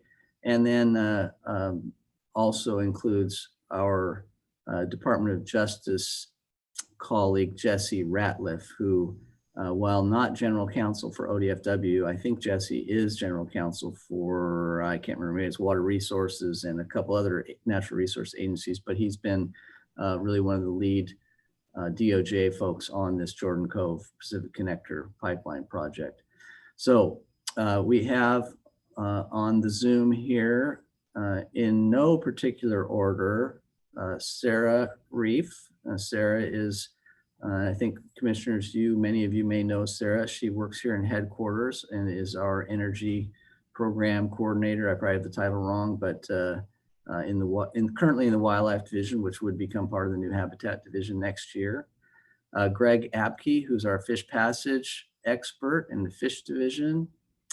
We have Steve Rumrill, Dr. Steve Rumrill, formerly from my alma mater at the University of Oregon, but been with ODFW for many years. He is the Marine Program Shellfish Program Manager, I believe is his title. Chris Clare, who is the District Habitat Biologist in Charleston, and Chris is a legacy employee in that his father is Errol Clare, who was the district fish biologist for many, not years, but decades in John Day, which is where Chris grew up. Probably Mark Labhart, maybe even know Chris Clare, or at least the Clare family. And then, as I mentioned, Jesse Ratliff from the Department of Justice. And I don't think I've forgotten anyone here. Let me check. No. So this team, commissioners, has been, okay.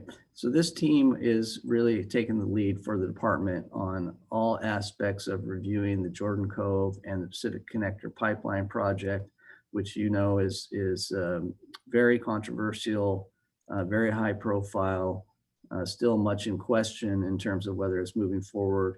They reviewed literally hundreds of stream crossings for impacts on fish passage, multiple both threatened and endangered species aspects as it relates to upland species impacts and fish species impacts, and then also shellfish related impacts in the estuary, with the great assistance of Jesse. And I'm not going to blather on that. I think you all get the twist, or get the feeling of what this group did. But I do want to offer them the opportunity to say a few words if they'd like. So, Sarah, I'm going to call on Sarah first. Thank you, Director Melcher. It's nice to be recognized. I think we as a team have talked a lot about how we're humbled. We feel like this is just the job that we're expected to do, but it's nice to be recognized. And I would be remiss if I didn't acknowledge the even larger cohort of staff that have participated in the review of this project and provided input into the site-specific resources that they oversee in the various districts and in the Marine program. So behind this group that you see here is an even larger army of folks that have put in a lot of time on this project, and I'm really grateful to everyone. It's their knowledge and expertise that gave this review such integrity. Yeah, thanks, Sarah. That's one of the downsides of giving awards, is that everybody can deserve, or does deserve an award. But Greg, go ahead. Thanks, Director Melcher. I do have a lengthy speech, but I'll forego that. I just want to say I appreciate all the kudos. It is absolutely an honor to be recognized as a part of this team. I'm just one of many, simply, who are dedicated to resource conservation that represent the agency, and proud each and every day to get up and go to work. I do want to thank my mother, who is streaming from Du Bois, Wyoming. Hi, Mom. Thanks, everybody. Du Bois. Doesn't the Disney family have a big ranch in Du Bois? Okay, Steve Rumrill. Dr. Yes, Rumrill. I'd also really like to appreciate or express my appreciation to the department for this honor. And I'm also humbled and really energized to contribute as a member of this extraordinary team. As you all know, the proposed Jordan Cove Energy Project is a high-profile, complex, and substantial proposal with very possible substantial implications and impacts for Coos Bay and for the state of Oregon. And those impacts are far-reaching, extending from habitats and fish and wildlife to the communities themselves and even to some of the economic implications for the state. So as you know, it really does warrant a very thorough and rigorous review. And I've been happy to participate and help articulate those concerns on your behalf. So once again, I very much appreciate being a member of this team, and it's a privilege to work on your behalf and as a member of this department. Thank you. Thanks, Steve. Claire. Good morning. It's really great to be recognized, but it's hard to get recognized in ODFW because there are so many people that I work with, especially on this team, that are talented, driven, and passionate. And so luckily I was able to connect to a team that is probably more talented, driven, and passionate than I am, so that I can get an award based on the team effort. So I really appreciate the commissioner's recognition. At the end of the day, it adds some a good feeling after 10 years of kind of trying to pull together data on Jordan Cove. And I thank you, Director Melcher and the commissioners. Thanks, Chris. Jesse, we'll let you bring it home. Right. Thank you, Director Melcher and Chair Wall and members of the commission. And I just want to express my thanks for the recognition and also my great deal of admiration and pride getting to work with the outstanding members of your team. I've had the privilege to work with most of the natural resources agencies in one capacity or the other over the years, and a great deal of outstanding folks and outstanding teams. Commissioner Hatfield Hyde, who I've known for a number of years, will I remember well all the efforts that went into the Klamath Basin negotiations and work there. But this group, this team has really been right at the top. This project's been extremely controversial. They on their own have had to respond to enormous demands, and I've had to make enormous and what I would consider to be objectively unreasonable demands of them. Very short timelines, great deal of materials to review, and issues that are really significant to the state, and they over-delivered every single time. And so I just am really thankful to get to work with all of you, and greatly appreciative. Thanks, Jesse. So thanks to the team and congratulations. I don't know, Chair, if you want to say anything to the teams before we go to our last award of the day, which is our Dave Lisha Award, but look forward to seeing you all again in person someday. Director Melcher, I would like to say one thing, or a couple things actually. It's always great to meet people who are working on South Coast projects, since that's my part of the state, but I especially appreciate the work of our team on Jordan Cove. It's a very big deal, of course, in this part of the state. And I would echo what Sarah said about appreciating people across the department who are working on this, and from other state agencies as well.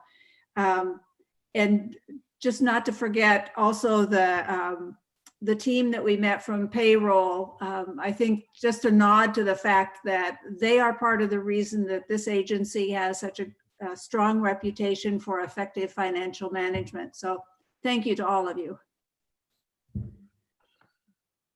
Thanks. Okay. We'll let you all go get in line outside to get your burgers, and we'll move on to the next award winner.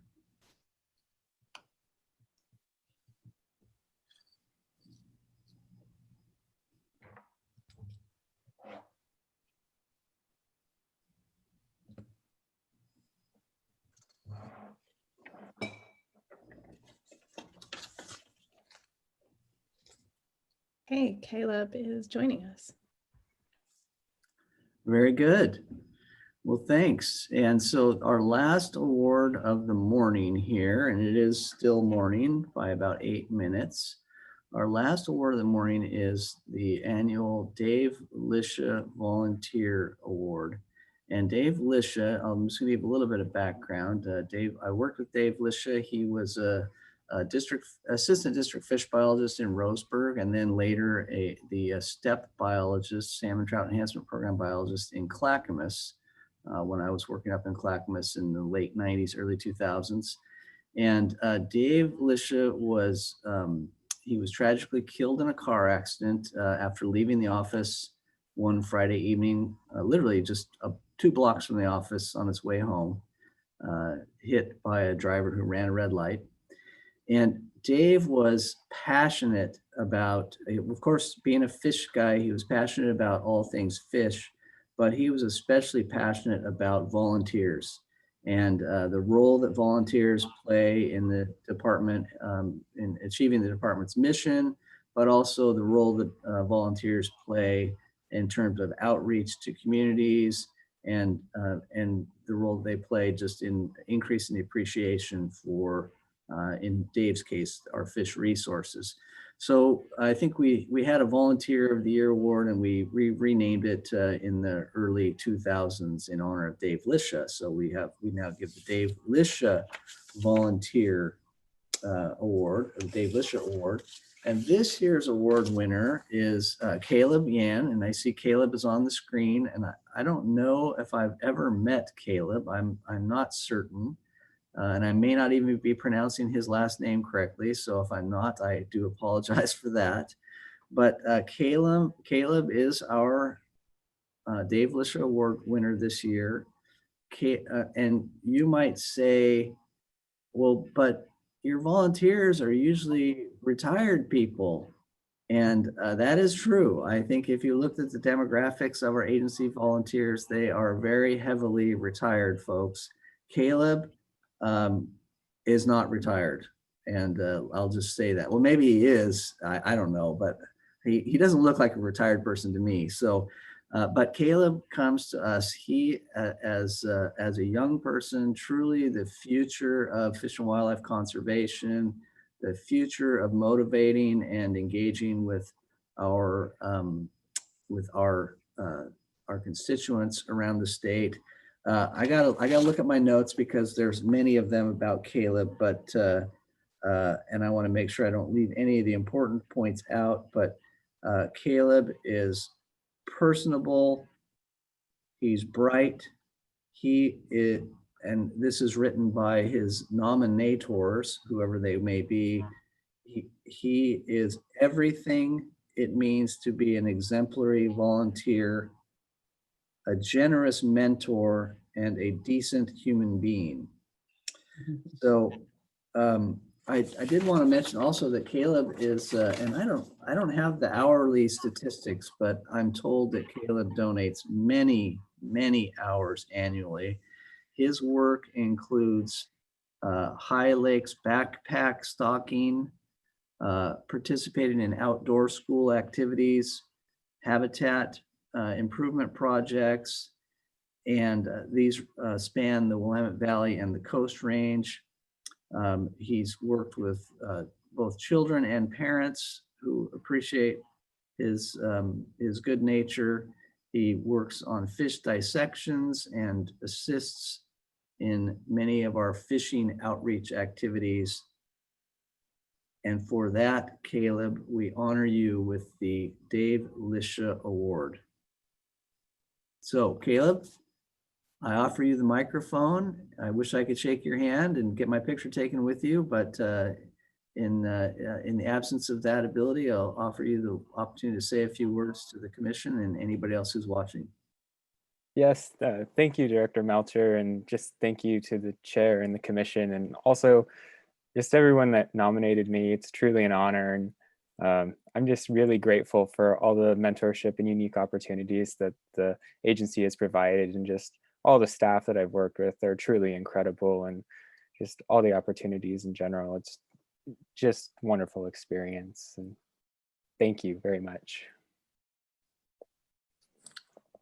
Thanks, Caleb. And thanks for all that you do in your participation with us and helping us achieve our mission. Commissioners, anybody want to say anything to Caleb? This is Mary. Well, I would just add that that's an impressive number and scope of volunteer work, Caleb. So thank you for the effort that you must be making on top of what is probably a full-time job you already have. So thank you. It's great you're doing it. Good to meet you. Very good. Thanks, Caleb. Commissioners, that concludes the Pride Awards, and we'll look forward to doing them in person next year. Maybe we'll invite our award winners to have a hamburger with us after 1 year after the fact. But we're good now to come back at 1 for Dr. Reed's presentation.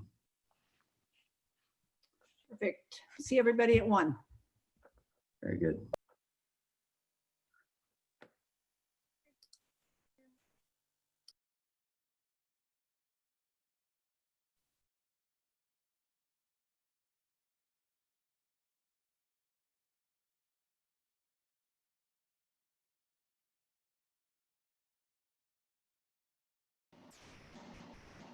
Kristen, can you hear me?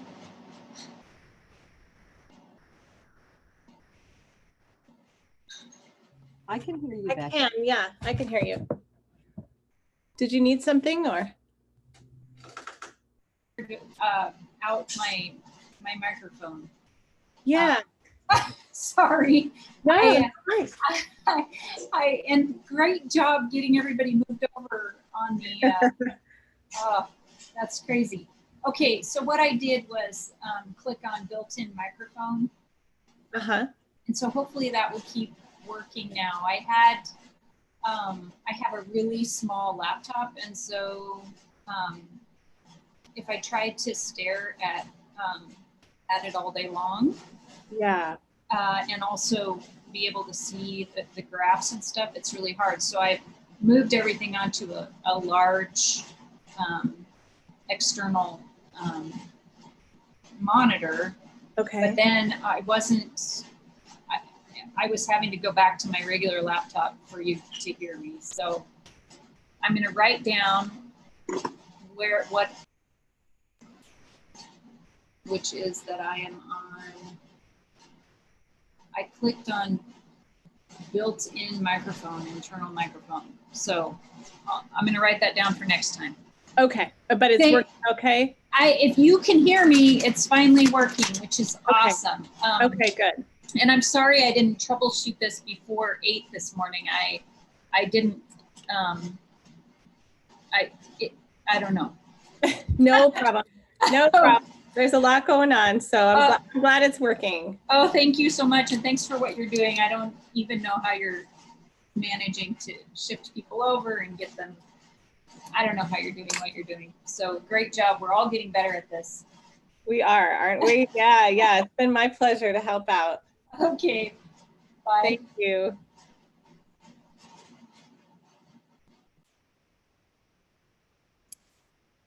Hey, Kristen. Yes. Hi, this is Mike Govin. How are you? Hi, Mike. This is my first time doing this with the commission, and I didn't get in early for any instructions, so I'll be presenting later this afternoon. Okay. So I'm assuming that, so I just wanted a quick 101. So I'm assuming I'll click the speaker view and then share my screen to show my presentation. So actually, to share your presentations, first you want to make sure that your PowerPoint is pulled up on your computer. Yeah.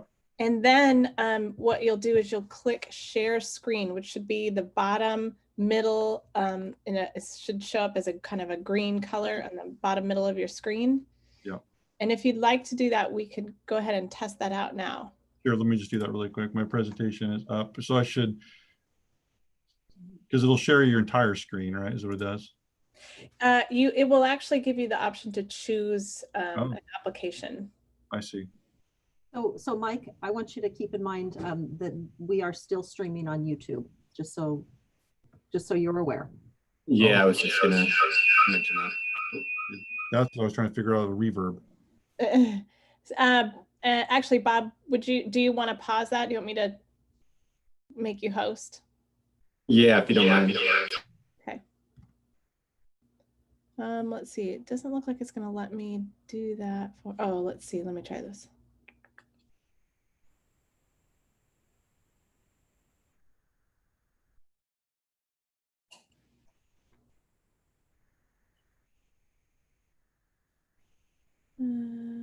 Let's see.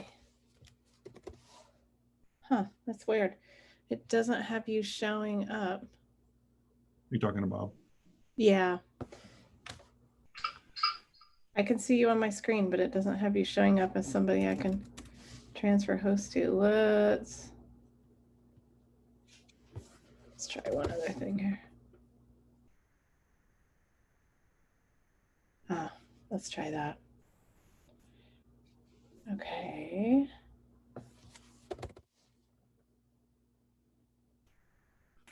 All right. There you go, Bob. You should have it now.